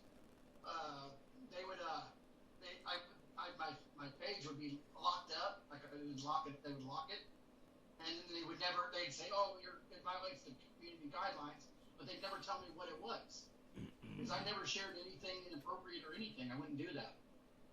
So fuck Facebook. Some bitch doesn't want to see your page, then don't look at it. You know, just pass by. Yeah, cool. I don't like your page, I'll just pass by it, that's all. Exactly. That's how a normal, person would do it. Not these woke snowflake looking motherfuckers. Yeah. There's girls on cars and stuff with babies. Oh, these guys wearing freaking skinny jeans with their balls up in their throat. Thankful. Thumbs up from Griffin. Tiny. Hey, Griffin, hold up your right hand kind of near your face. Hold up your right hand kind of near your face, Griffin. Hold up your right hand like this. Yeah. Now give me a high five, bro, away from your face. Give me a high five away from your face. No. No, to your right. To your right. Yeah, give me a no, not where we can see it on cam, though. Move over closer to your face. Do it from where your face is. Do it from where your face is. Yeah, high five. High five. A high five. That's perfect. High five. That was fucking perfect, bro. He wants to do it again. High five. A high five. I tell you what, be trendy, get 2 flippers up. I'll tell you what. A high five. How much? Hey, Trendy Orca is raising his flipper and waving it as he circles in the water. No. Let me explain to Billy what's going on with Orca. Billy, Trendy Orca's phone, the camera doesn't work on the front, so he can't view what's going on the camera. He can't see the chat or anything. unless he uses the rear camera in a mirror and can see the front of his phone. Yeah, that's why I'm in my bathroom. Yeah. If you hear him meow, it's my therapy cat rascal. He's cool. He's high as fuck up yet. But at least we can see him, and he's using a candle so we can see him. You know? That's right. It's fucking great. Dude, talk about fixing that. I mean, you totally fixed the problem. You tweaked it so good, bro. You figured it out. I mean, you totally fucking figured it out. You're like, man, I could do it in a mirror. I'm like, I don't think I've ever would have thought of that, bro. You're like a fucking genius that you even thought of that. Thank you. You solved the fucking problem. It's a workaround. It's a workaround. Hey, orcas are one of the most intelligent creatures on the earth. Yes, and you just proved it. You know how to problem? You just proved it by this very shaky workaround. You know, I may be intelligent, but when it comes to women, I always get the crazy ones. So go figure. Literally the crazy ones. Talk about crazy. Who saw last night's You may show? not wake up from. Who saw last night's show? That was pretty crazy, huh? Hey, I was gonna ask a question. Yeah. Do you guys see Nate in this picture at all? No, you shouldn't see me. I'm on the live stream. Everybody watching the live stream can see me. Oh, they can see us. Yeah. But we can't see it. Right, because I'm not using Manicam. I'm not using something that would let me split up my camera. I know. No. Here, let me delete the. I think I got an idea. On TV and on here. If I delete my camera right here. That'd be great. Get it like 2 setups so that you can watch them both. Yeah. Here, let me see if I pop up. Because I deleted my camera. Well, guys, I have to get going. Ah, shit. True pleasure, and I will jump on as soon as possible. As soon as I get a notification that you guys are live again, and I'm being an adult. Being an adult sucks sometimes. Let me tell you. coming up. All my trainees here, and hey, thank you. I look forward to seeing you guys again. All right. Cheers. Be safe. Be smart. And, you know, God bless Nate. Or whatever deity you believe in. All right, brother. Bless Nate. All right.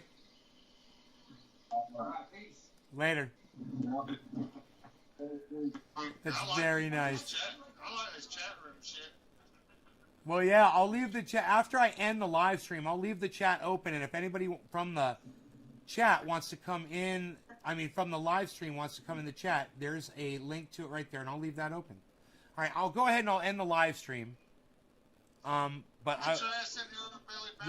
the chat's gonna stay open. They're calling for you, Billy. They're calling for you, Billy. All right, you guys take care on the live stream. Love y'all, and I will see you. 3-hour show. Do what now? Who's putting the content up there on the YouTubes? I am, and I've been doing it for over 10 years. So if you appreciate that, go check me out over there on Twitter, man, at all 5 of my Twitter accounts. You'll find them. They're all chained together now because I keep retweeting all of my accounts on my tweets. So just find one of my tweets where I've retweeted to all 5 of my accounts. Find them all and support me across all 5 of them. Thank you so much, guys. Love y'all. Bye. Here's 20 seconds of us all waving goodbye. 20 seconds. Look at that. That's cool, man.